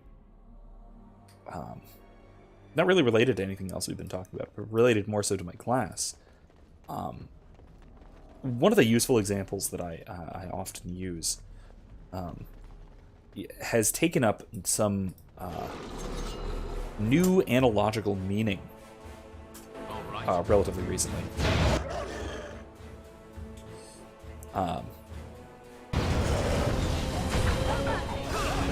Oh, jeez. No. It's very bad. Really? That's not right.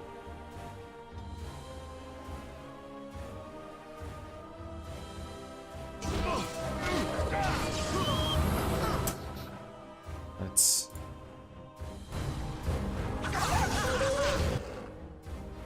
Nightmare, everyone.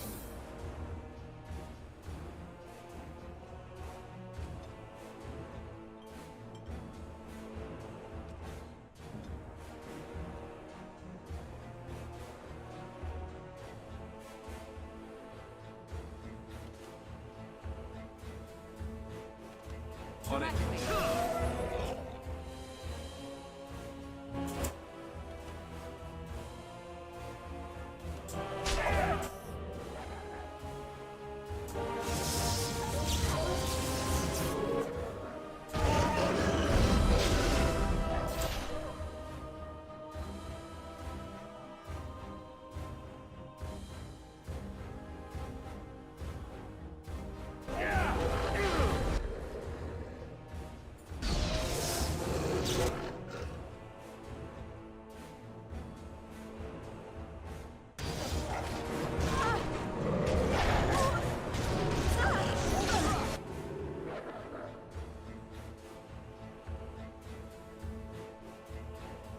I see.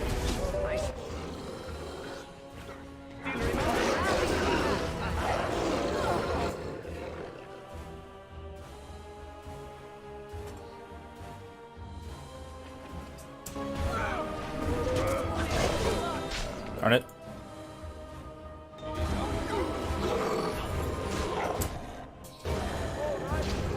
Nope. Let's try this again, shall we? Nice. Kevin says, around this time I normally start getting sleepy, but I have purpose to stay conscious this time. Good. Because on the off chance that I'm able to actually continue talking while in combat, being unlikely, I suppose, but let's give it a shot. We'll see. If that is possible, if I can do that, then I do want to go over this example that I've been talking about. So this week we've been going over Pascal, of the Pascal of Pascal's wager fame. Yes, I'm still here. Okay, so let's drop down a firestorm right there. Alistair, right out here in the middle. Duncan, right out here in the middle. Saving the day. What? No. Everyone go to sleep. Morgan, sleep. Everyone. And then... Where's horror? Where's horror? Oh, she just used it? Are you serious? Ah, oh, darn it. Okay, fine. Waking Nightmare. On them.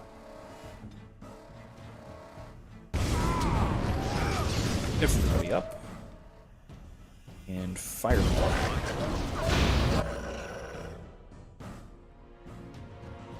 And... let's go...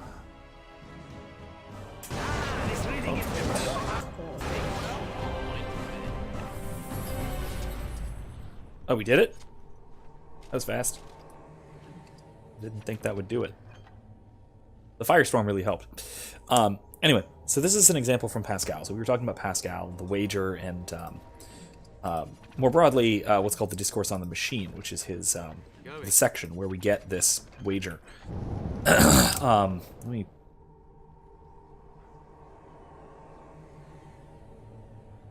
If you haven't seen my two-part lecture series on Pascal, I will put them in the description as well. I think I do a pretty decent job at explaining Pascal's argument and why his argument often gets overlooked or even misinterpreted by sort of, philosophy of religion courses and anthology textbooks and things like that. Oh, Jesus, no. All right, you fix the trap. Morrigan, sleep him.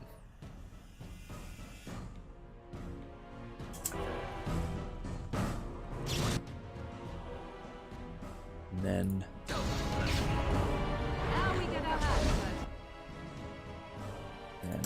Fireball.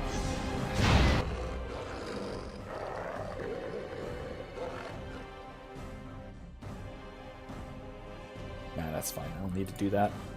What I do need is...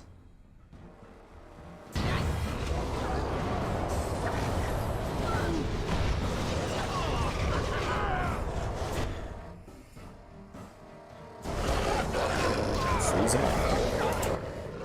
That didn't work. That will.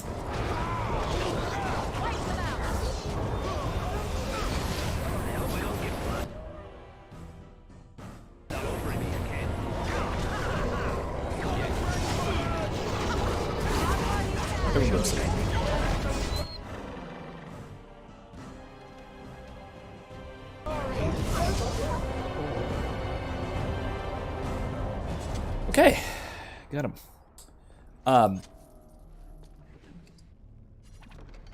So in short, right, a lot of my lecture comes down to, hey, everybody kind of misunderstands Pascal and thinks that he's just saying, hey, you should try and you should believe in God because it'll benefit you, which is really not what he's saying, right?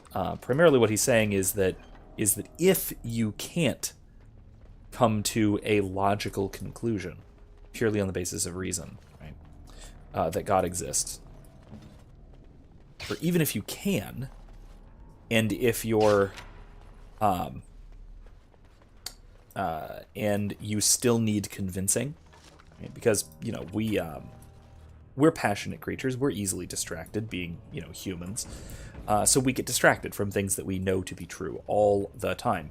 If you have ever tried to eat healthy, you know this. You know that it's very easy to forget how unhealthy the third slice of cake would be. You need habituation to convince yourself. This is a large part of Pascal's point. But, so again, like I said, a large part of his point is this second part, this machine, this getting yourself to believe, convincing yourself to believe naturally and mechanically. Kylie, this should ring a bell. You've heard a good deal of this back in class when you were in my class. If you've seen my lectures on the subject, then you're also relatively familiar with this. Light another cone before we jump in this. But that aside, my analogy is more about the wager part. Ooh, interesting. Yeah, all right. My analogy, like I said, is more about the wager than it is about this machine, this getting yourself to believe. We'll get to it after this. Sounds like a floor chop. Wish any more of our people hurt. I ask you this now, outsider. Are you willing to parley?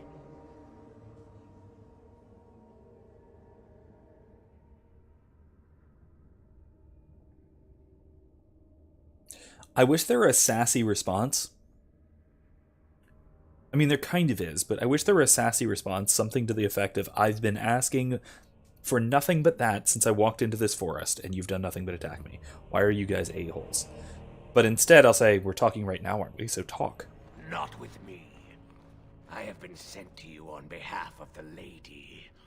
She believes you may not be aware of everything you should be. She means you no harm, provided your willingness to parley in peace is an honest one.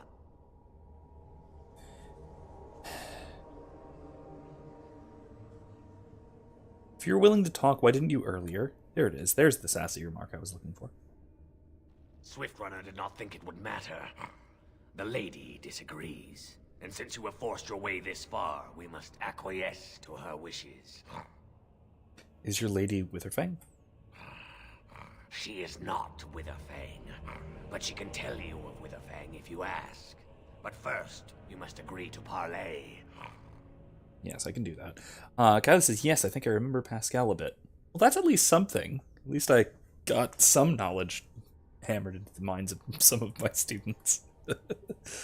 Then take me to this lady. Follow me. But I warn you, if you break your promise and harm her, I will come back from the Fade itself to see you pay. Okay. The lady's in the thumbnail. Very small thumbnail. So is Zacharian, for that matter.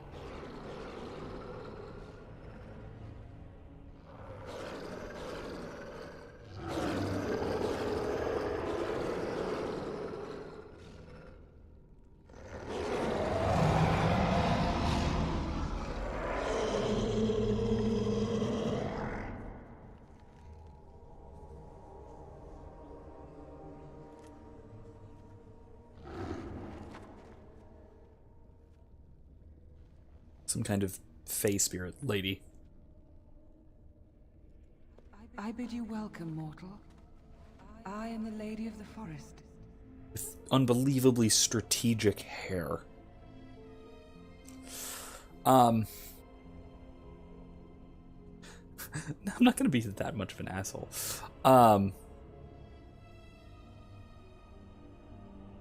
Thank you, I'm glad we had the chance to talk. Do not listen to him, lady. He will betray you. We must attack him now. Hush, Swiftrunner.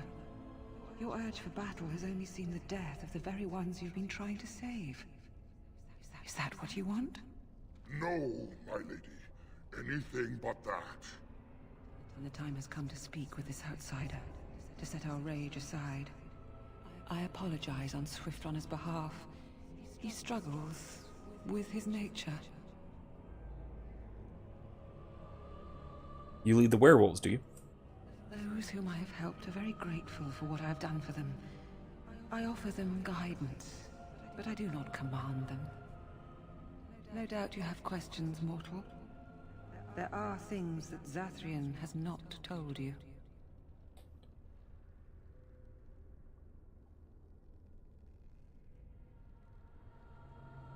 Is that so? Such as?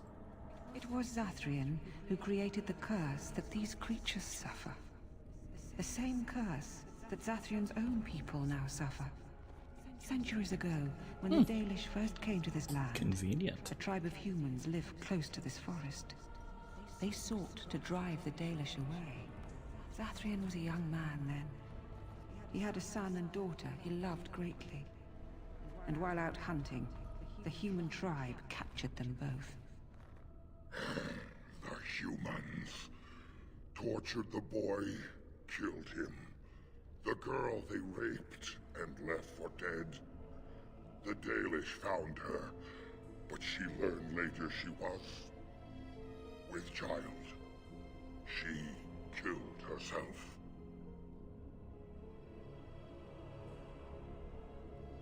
Ellie says, y'all, my audio just quit again. But yeah, I remember some things from the class for the most part. That's good. So Zacharian cursed them, I take it. Zacharian came to this ruin and summoned a terrible spirit, binding it to the body of a great wolf. So Witherfang came to be. Witherfang hunted the humans of the tribe. Many were killed, but others were cursed by his blood, becoming twisted and savage creatures. Twisted and savage, just as Witherfang himself is. They were driven into the forest. When the human tribe finally left for good, their cursed brethren remained, pitiful and mindless animals. Until I found you, my lady. You gave me peace. I showed Swiftrunner that there was another side to his bestial Good night, nature. Kylie, if you gotta head out. I soothed his rage, and his humanity emerged. And he brought others to me. Kylie says, I may need to log off early. Got some homework that I was just notified is due tonight. Yeah, well, you do have just under an hour in that case, so understandable.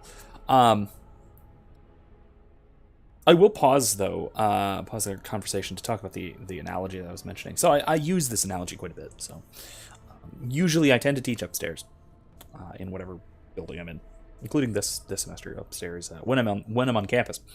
And it goes something like this as an analogy for the wager. Right? Suppose I am uncertain as to whether the floor between me and the classroom door will support my weight.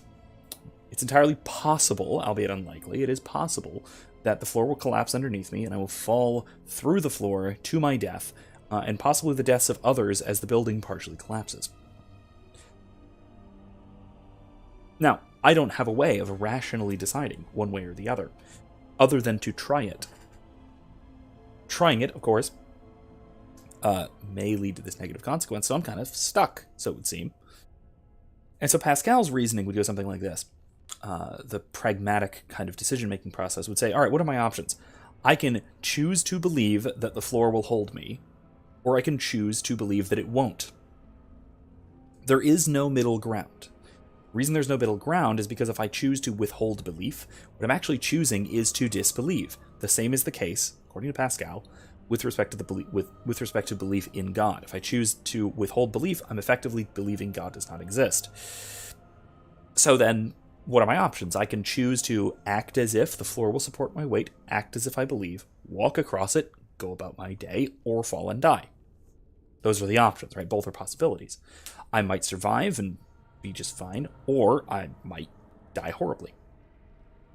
On the other hand, I could choose to believe that the floor is unstable and will not hold me, and that there is a significant danger, in which case I'm going to act as if that were true, and I'm going to stay in the classroom. I'm not going to leave. In which case, I will die of hunger and starvation and thirst and etc. Because I won't be able to leave. I'll stay in the classroom forever, shortly dying. For sure. Right? There's no alternative to that. So what I have here is a dichotomy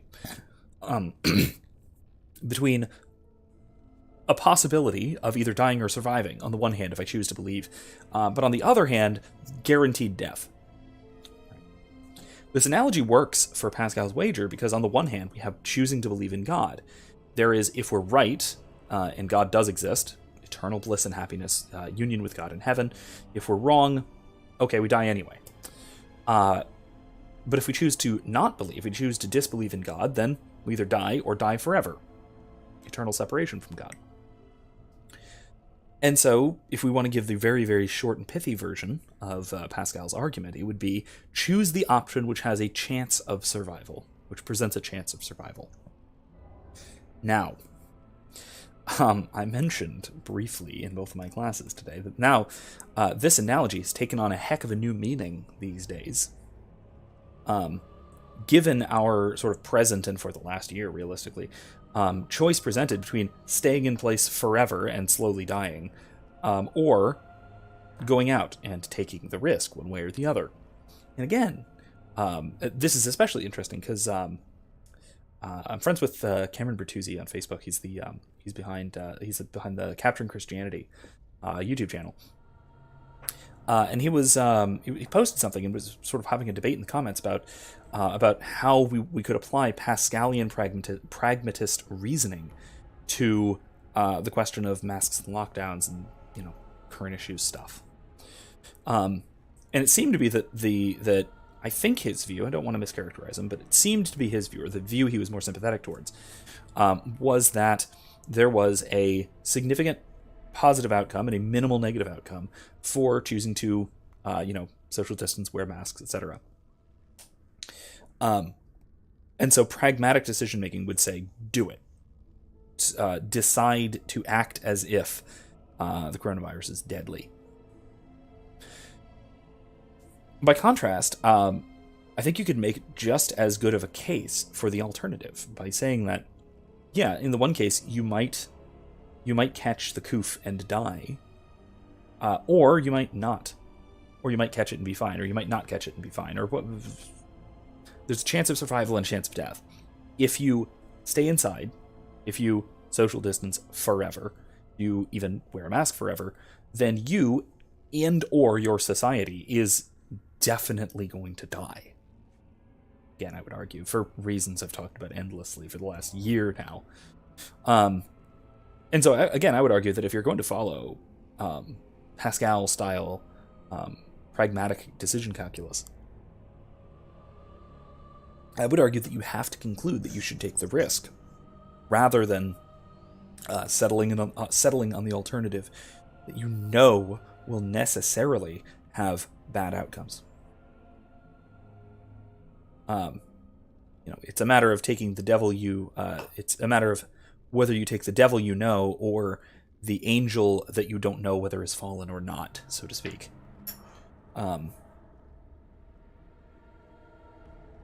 Which is very different than saying whether you take the devil you know or the devil you don't know. Anyway, that was my updated version of this analogy that I've used for years now, that suddenly just becomes more applicable to a new set of circumstances.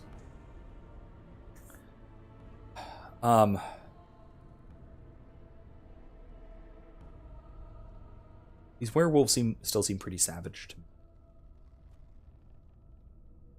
The curse cannot entirely be abated. Each new victim, it claims, must be brought to me before the healing can begin. We seek to end the curse. The crimes committed against Zathrian's children were grave, but they were committed centuries ago by those who are long dead. Word was sent to Zathrian every time the landships passed this way, asking him to come, but he has always ignored us. We will no longer be denied. We spread the curse to his people, so he must end the curse to save them. Please, mortal. You must go to him. Bring him here. If he sees these creatures, hears their plight, surely he will agree to end the curse. Okay, so we could just kill the elves and kill Zathrian. Which, on that note, there is a way to play each of the 3 games in the series so far, each of them completely wiping out a Dalish clan. So that's a thing. I'm not saying it's a good option. I'm not saying it's something you should do, but it's a way you can totally play this game. Why would Zathrian agree to come here alone? If Zathrian comes, I shall summon Witherfang. I possess that power. I also have the power to ensure Witherfang is never found. Tell Zathrian this. If he does not come, if he does not break the curse, he will never find Witherfang, and he will never cure his people.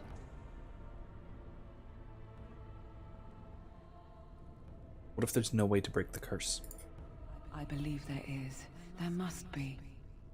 If there is no way, then he dies. Then they all die. Very well. I'll go to Zathrian and tell him this. Then we shall await your return. Outside of this chamber, the passage leading back to the surface has been opened for you. Return with Zathrian as soon as you can. Okay. I will now do that. Or I suppose I will soon do that. There's a bunch of Sylvans in here. This place has the feel of a boss chamber. Well, we'll see when we come back, because my inventory is full at the moment. As you know.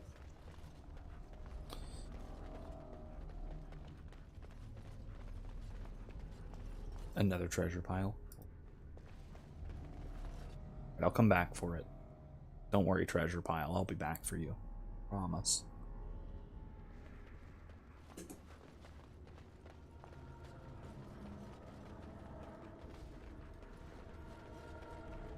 What? He's here?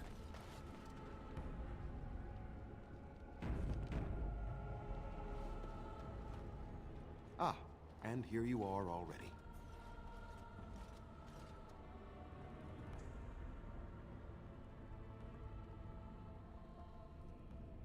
Zacharian, what are you doing here?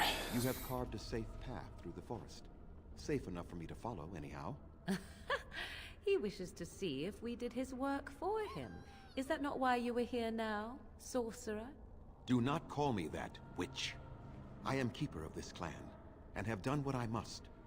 Did you acquire the heart? No, I didn't. You didn't. May I ask then, why are you leaving the ruin? I've been sent to bring you back to the Lady of the Forest. Actually, you know what? No. The lady won't summon Witherfang until you break the curse. You do understand that she actually is Witherfang?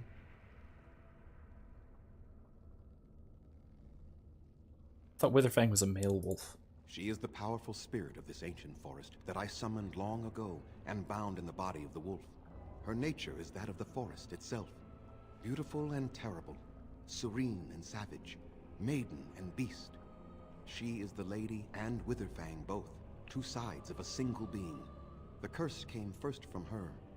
Those she afflicted with it mirrored her own nature, becoming savage beast as well as human. Will you remove the curse or not? They attacked my clan, and they were the same savages then that they have ever been. They deserve to be wiped out and not defended. Come, I will accompany you back to the ruin. Let us go and speak to the spirit, and I will force her into Witherfang's form. He may then be slain and the heart taken. I assure you the werewolves have regained their minds. Even so, they are still the same worthless creatures that their ancestors were. They deserve nothing more than the misery they possess. This is not your battle, Grey Warden. Let us just take the heart and be done with it. You still have this much hatred after all this time? You were not there. You did not see what they did to my son, to my daughter, and so many others. You are not Dalish. How can you know how we had to struggle to be safe? How could I have let their crimes go unanswered?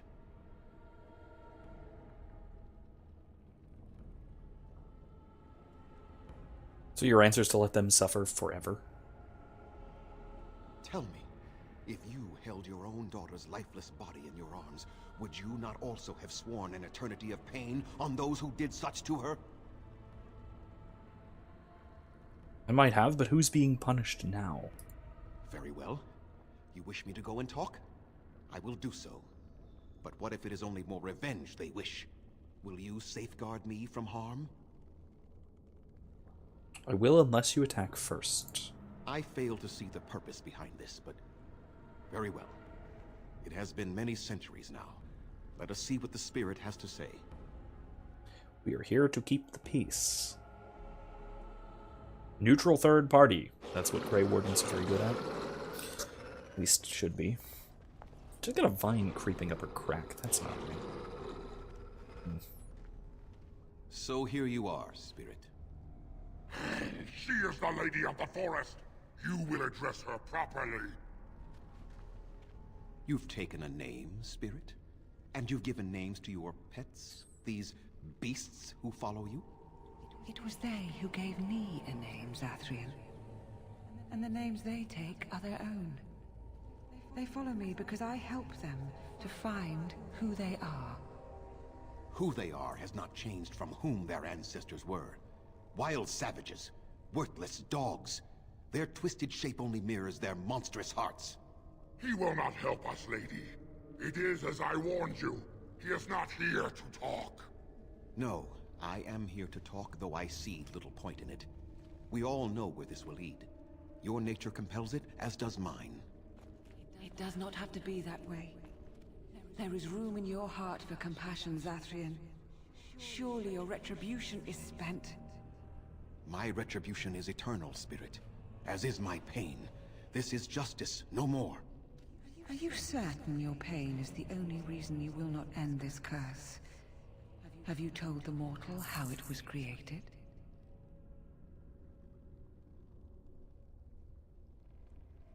You said he summoned you and bound you to a wolf. And so he did. Witherfang and I are bound as one being. But such powerful magic could not be accomplished without Zacharian's own blood. Your people believe you have rediscovered the immortality of their ancestors, Zacharian, but that is not true. So long as the curse exists, so do you. No, that is not how it is. Huh. Just how far will you go for your revenge, Zacharian? I did it for my people. I did it for my son. Blood mage. And my daughter. For them, for justice, I would do anything. This isn't justice The curse anymore. would not end with Zacharian's death. His life, however, relies on its existence. And I believe his death plays a part in its ending. Then we kill him! We tear him apart now! For all your powers of speech, you are beasts still. What would you gain from killing me? Only I know how the ritual ends, and I will never do it. Ha! You see? We must kill them all! See? They turn on you as quickly. Do what you have come here to do, Grey Warden, or get out of my way.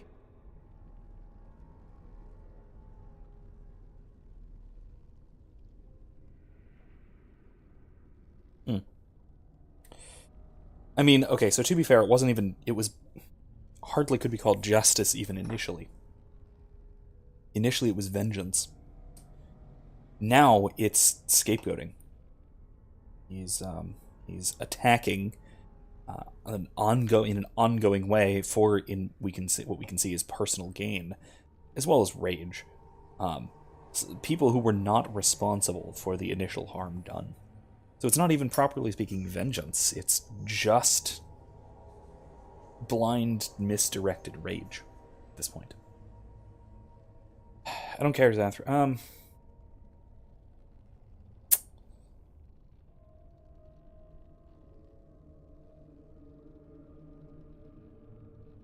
I'm torn between I'm not helping you do this and you know what? You'll end that curse if I have to force you to myself. Because again, he's doing something that's just paradigmatically unjust. We're standing for what's right here, no matter what. Then you die with them. All of you will suffer as you deserve.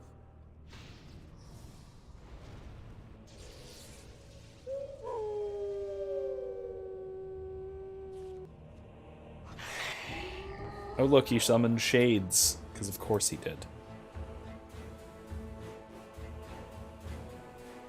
Russian prisons after him.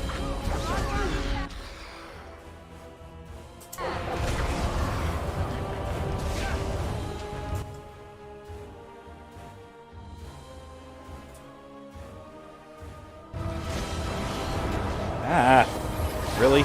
He's doing that? Fine. You want to do it? I'll do it too.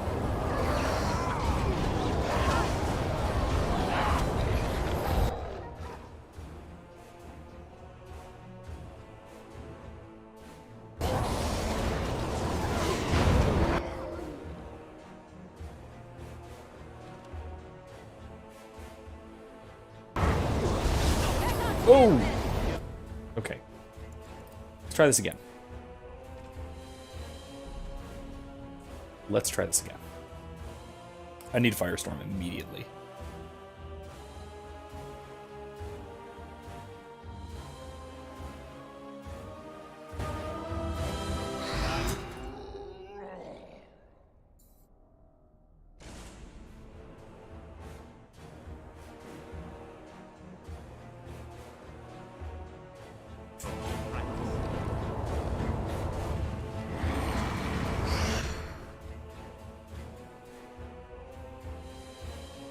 Blizzard 2.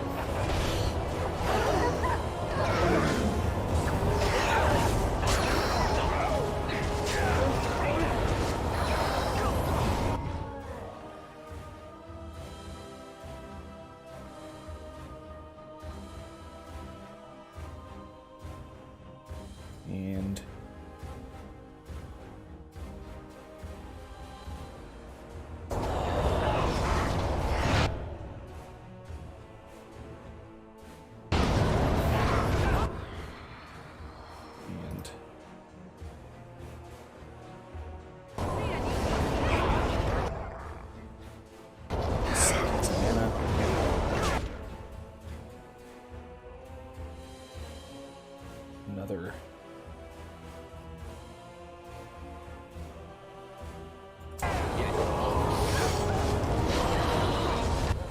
Darn it.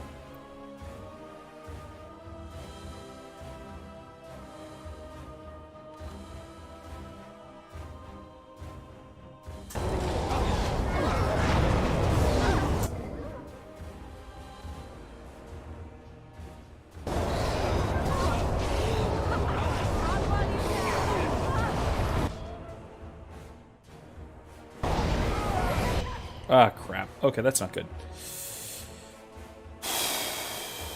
Okay, what about Morrigan? Oh, you need health poultice. You need...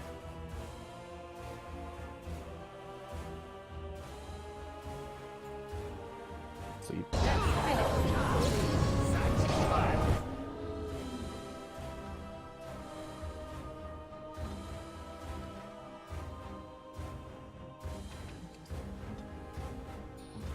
You need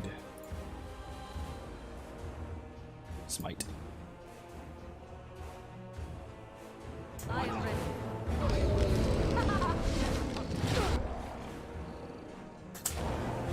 Crazy.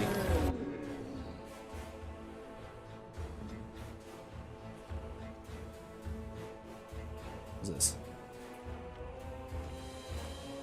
You need a health poultice.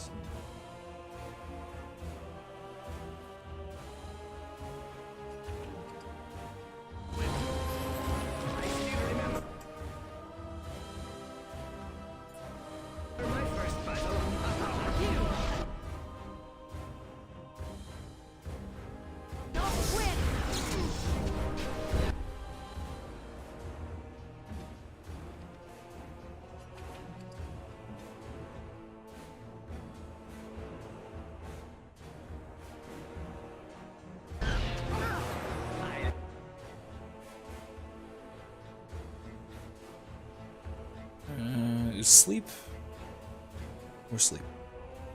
No.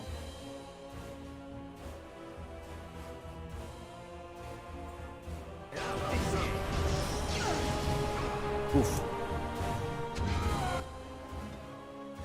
Mana cleanse. Wait, no, that's bad. Shield bash. No, no more. I cannot There we go. defeat you. Finish it. Kill him now. No, Swift Runner. We will not kill him. If there is no room in our hearts for mercy, how may we expect there to be room in his? I cannot do as you ask, Spirit. I am too old to know mercy. All I see are the faces of my children, my people. I cannot do it.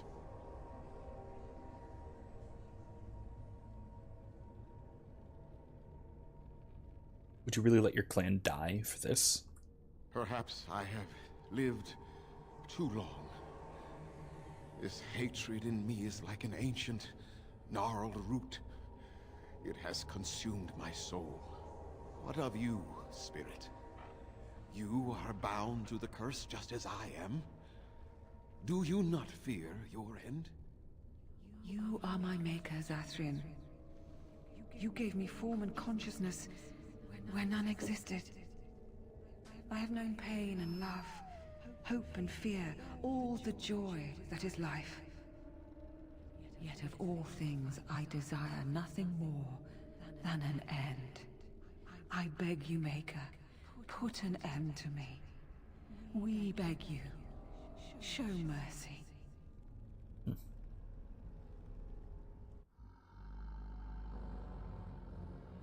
You shame me, Spirit. I am an old man, alive long past his time. Then you will do it? You will end the curse? Yes, I think it is time. Let us put an end to it all.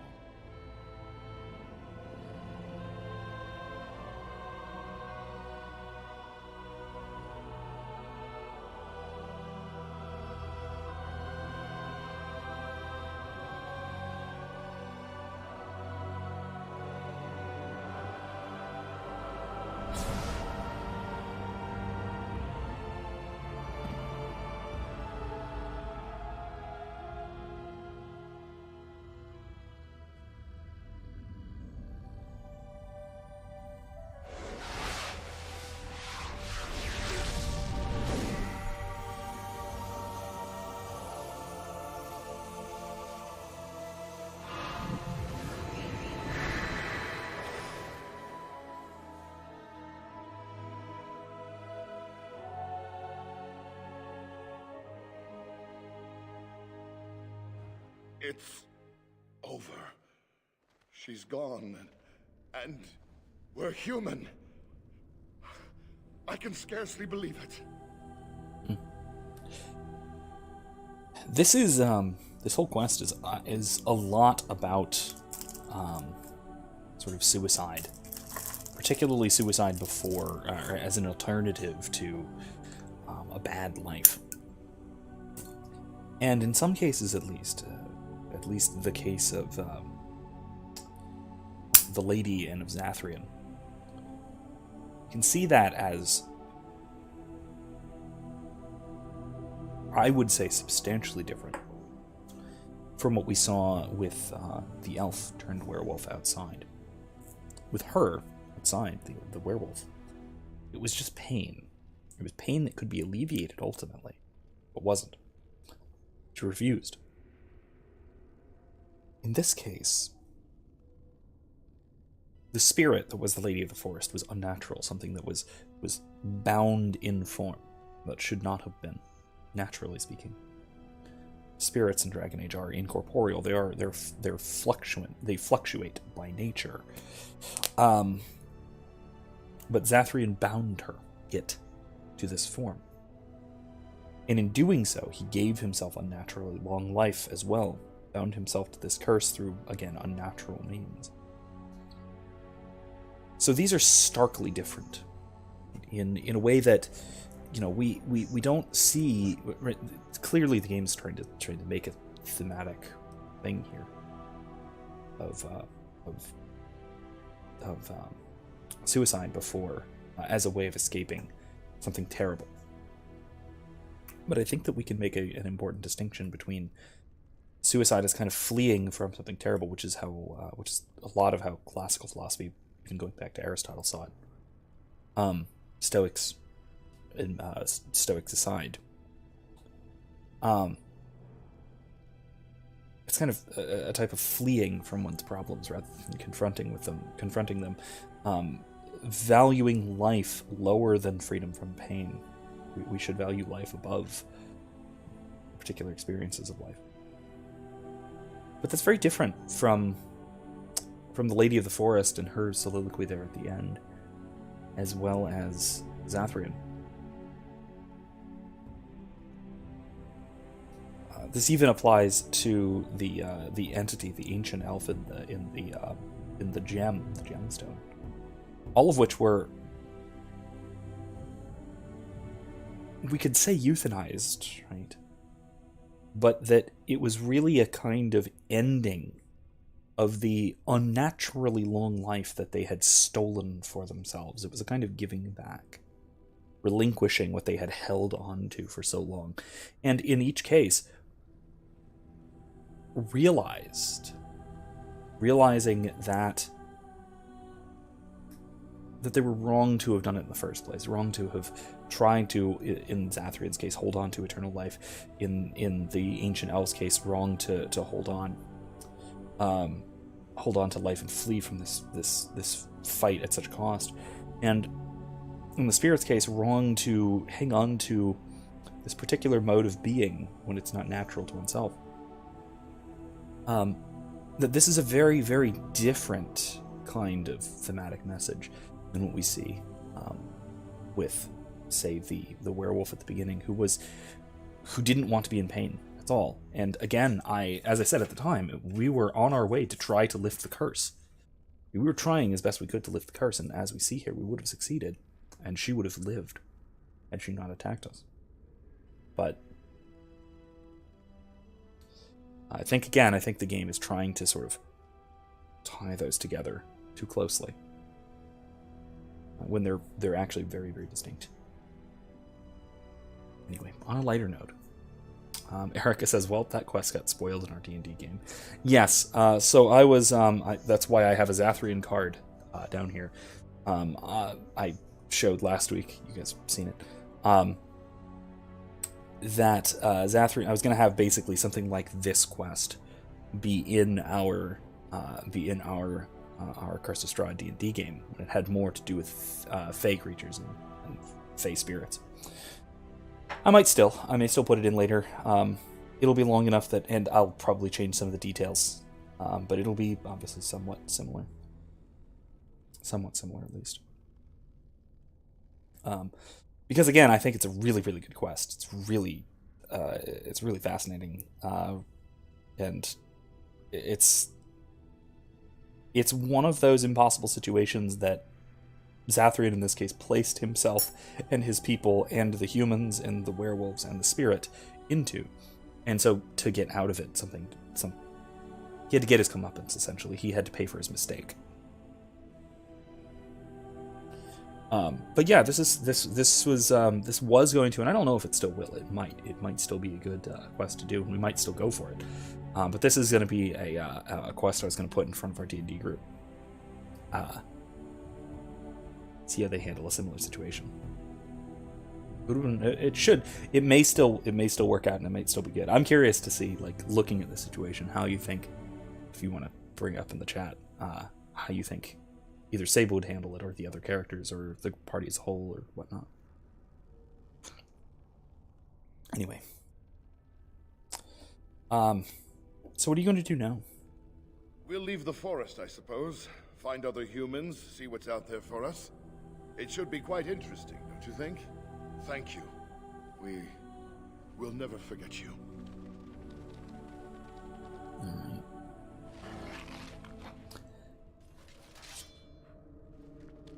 Put your sword away.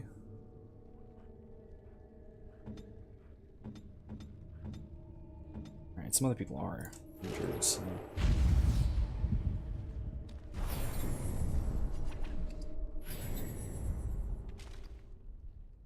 All right. So, while we wrap up sort of our ending, what we're going to do is... How do I get out of here?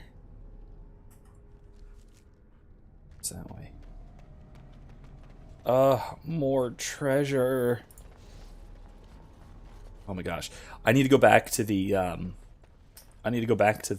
the Elven camp. Sell everything, come back, loot everything, and then sell everything again. So in the meantime, we'll do that while we discuss, while we talk about some stuff. Kevin says maybe you had, if you'd answered the earlier werewolf, that you would enter suffering. She would have waited a while and not attack. I don't think so, but maybe. Eric says, dude, we fought so many werewolves now. We're just gonna murk them. That is very true. But not if they actually start like. Well, I don't know, because in Curse of Strahd there is a tribe of werewolves that are at least semi-intelligent, right? They act more or less human, but a bit animalistic, but still like people.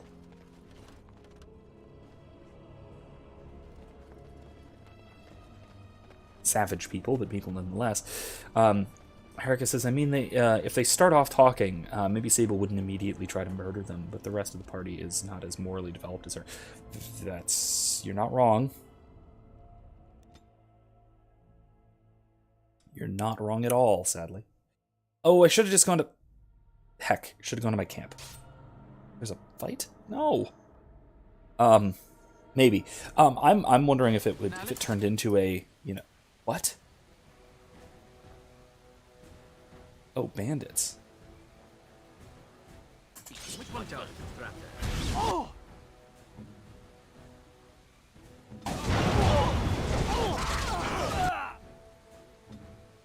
Jesus.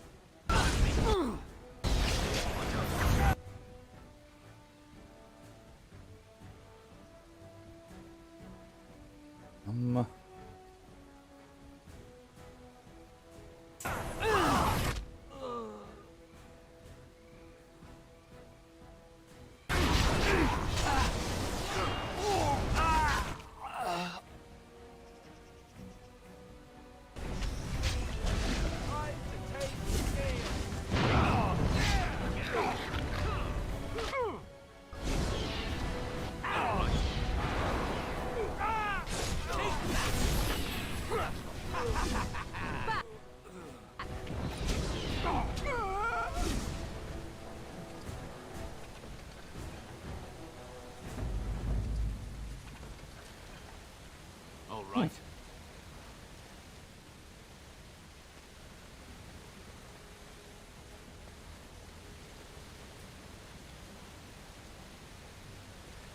Okay. So Eric is asking. Okay, this is a very good question. Says, doesn't that end the quest? Or are they going to try and kill you for Zathrian being dead? No, they don't. That is Dragon Age 2, where your mistakes have much worse consequences. In this one, no. I think you can just leave and come back. I know you can go back to the ruins. I've done it before for exactly this purpose. It does end the quest, but you can come back here. Either that, or you might actually have to talk to the Keeper's Old first. Oh, yeah. Zathrian has banished all traces of cursed blood from the hunters. Nice. It's too bad that Zathrian had to die. I felt it when he departed. I think he was ready to go. Ashley, I guess. Same voice actress.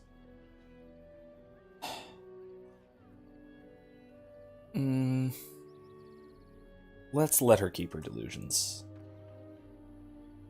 Dalen certainly would. He's a hero in the end, Lanai. It will be difficult to fill Zathrian's In the shoes. end. He was our keeper for many centuries, and he will be sorely missed. But I am keeper now. Let me say it officially then. I hereby swear to uphold the terms of the ancient contract our people formed with the Grey Wardens. Call, and we shall come, with great speed and purpose, and we shall strike at your foes. This I swear. Thank you, Lanai. It has been a long time since the Dalish marched to war, but I trust that in the end, we shall make a difference for you. Awesome. All right, let's sell everything that we can sell.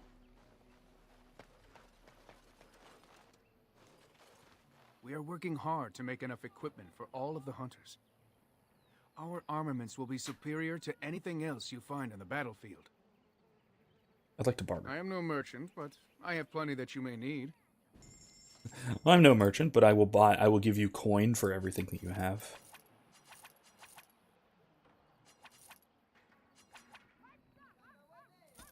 Lot of money.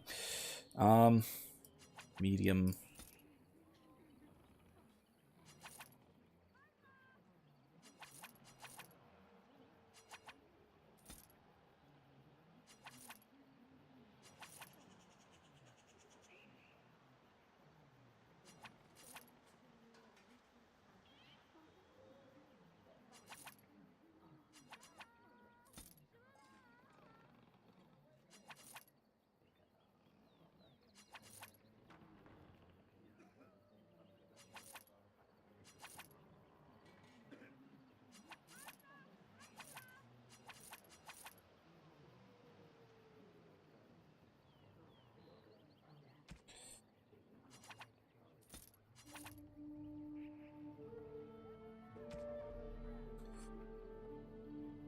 Oof, there's a lot of stuff. All right.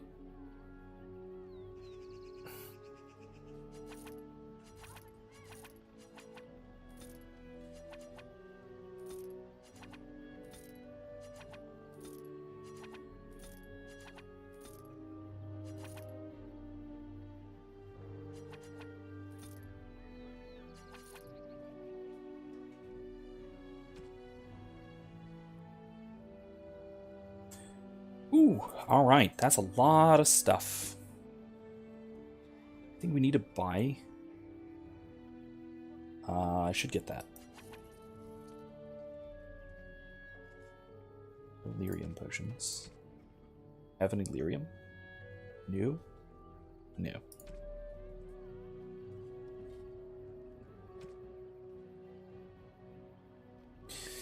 All right.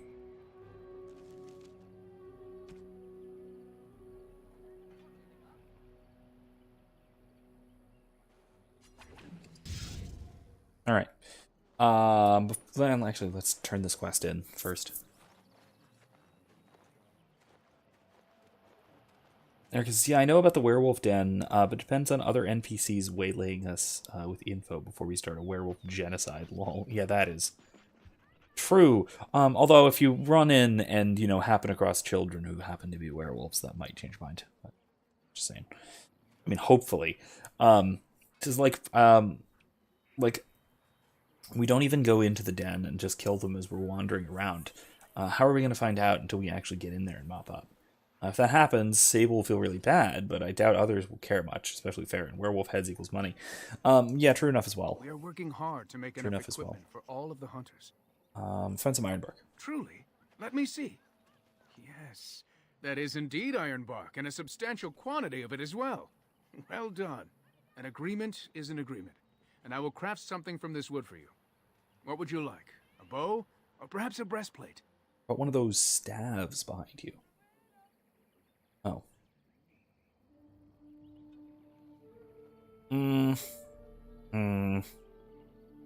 No, I'm sure your clan needs it more than I do, because I actually need a staff. But surprised to witness such generosity from an outsider. You have my thanks, and the thanks of my clan for this gift. I will not allow your generosity to go without at least some reward. Come, I shall make something of the wood you bring. I've reformed the wood to my will. It is but a small token of our gratitude, but take it with my blessing. Okay, what do we get? Weapon or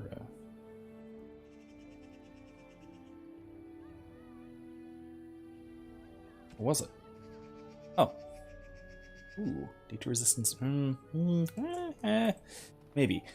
I don't know for whom. It might be good for someone. Athros. Oh. You have returned. Is there any chance you have news of Delilah?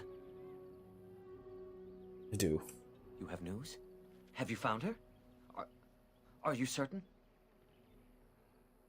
She's dead. Dead?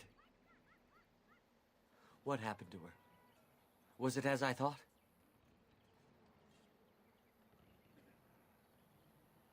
She died from the curse. Zacharian told you the truth. The Keeper told me the truth? Are you certain?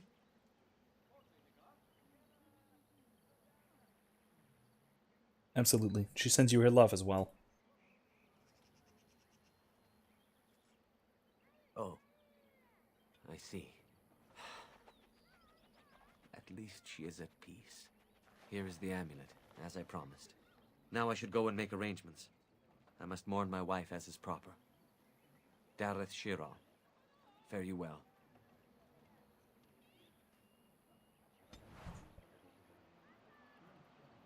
Why does Morrigan disapprove? Oh, right, because I'm being nice. Can't have that. Oh, geez, I have four ability points. Right. Magic. Cunning. Willpower. Right. Let's go willpower. Aura of might? Nah. Nice, but no. Generation? That might be good. No, I don't like that.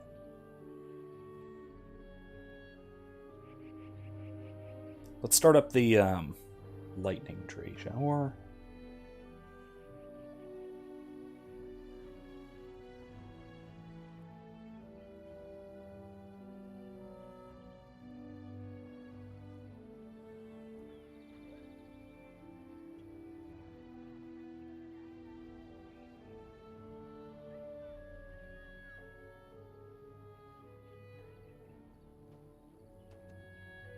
We want to do glyphs. Now let's do lightning. Lightning is good. I like lightning.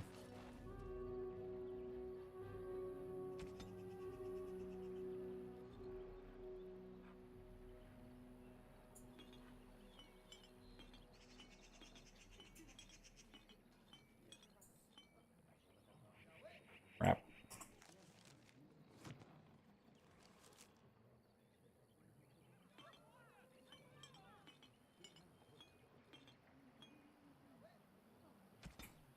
There.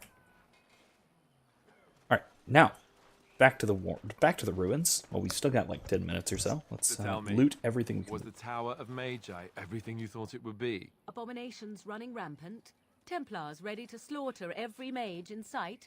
Yes, it rather met all my expectations. You don't think you might have been better off getting your training there instead of whatever your mother taught you? You're right. My mother didn't nearly have as many abominations running about. That certainly would have improved my education. I'll give you that one. I'm so relieved.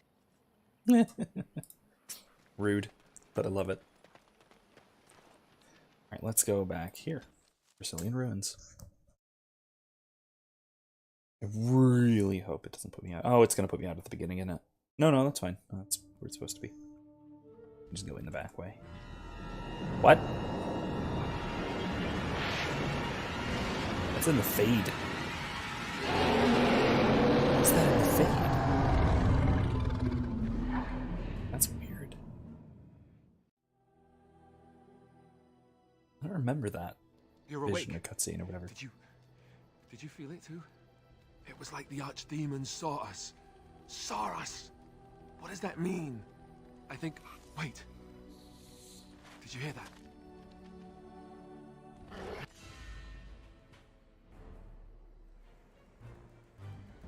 Shrieks.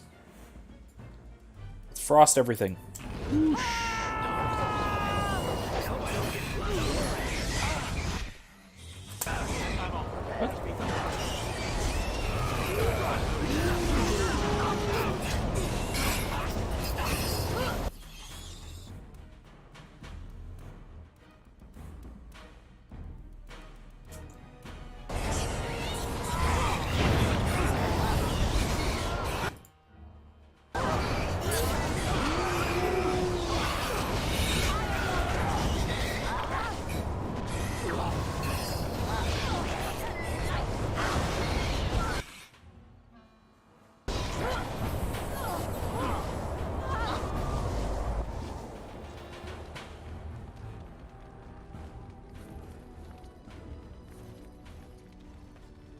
I guess it's like Duncan once said.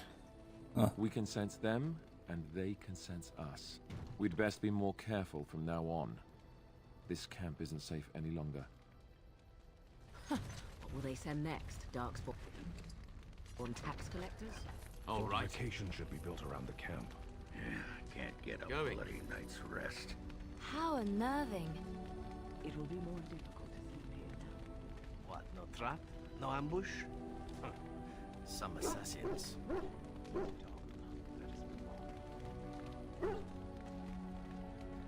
Okay then. At least Bodan and Sandal aren't around. Alright, anyway, let's move on, I suppose.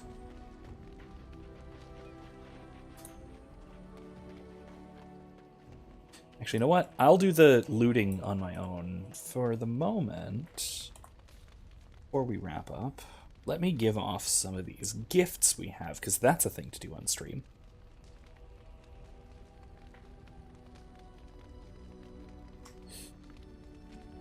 While we're in camp. Oh, I haven't leveled Sten and he went down. Oh, crap. Well, that's understandable, of course. Andraste's Grace. That, I'm almost sure that is for Liliana. Right. Oof. Oof, a couple of them did. Owie. Here's what I'll do.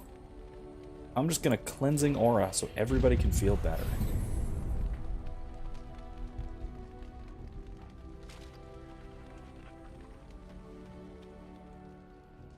No more ouchie boo-boos. Alright. Anyway. So let's go back. Ha-do-do-do-do-do-do-do-do. What we got? Alright, we got Andraste's Grace. I'm almost certain that's for Liliana, but let me make sure, double check. Because that's one of the, yeah, it is. Oh, how dear of you. Oh, okay. I thought it was going to be so a, much. I thought it was one of the cutscene ones, but no.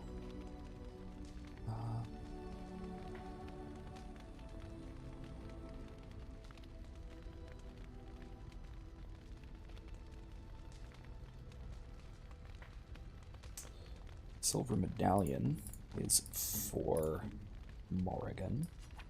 A fine gift. Yeah. You have my thanks. The Legacy White Cheer, I think, is for Ogren, right? Check. That looks looks fine indeed. Now these are the weird ones. Not shale. It's done? No. Really? Hmm.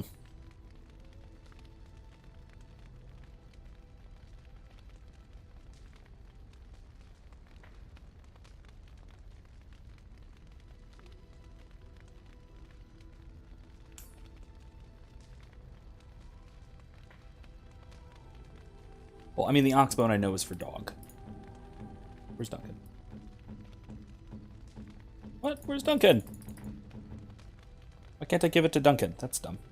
Oh, really? The demon statuette is for Alistair? That's weird. Yay! Kevin stayed awake. Really? Wonderful. Congratulations. We're almost done. Wow.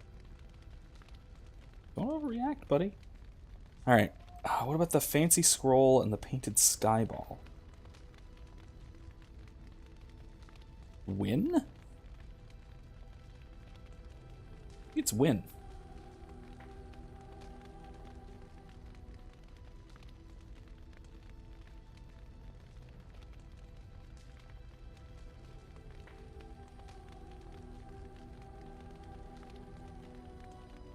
Yeah, fancy scroll is win. Painted skyball? No. No. Oh, marvelous. Painted skyball.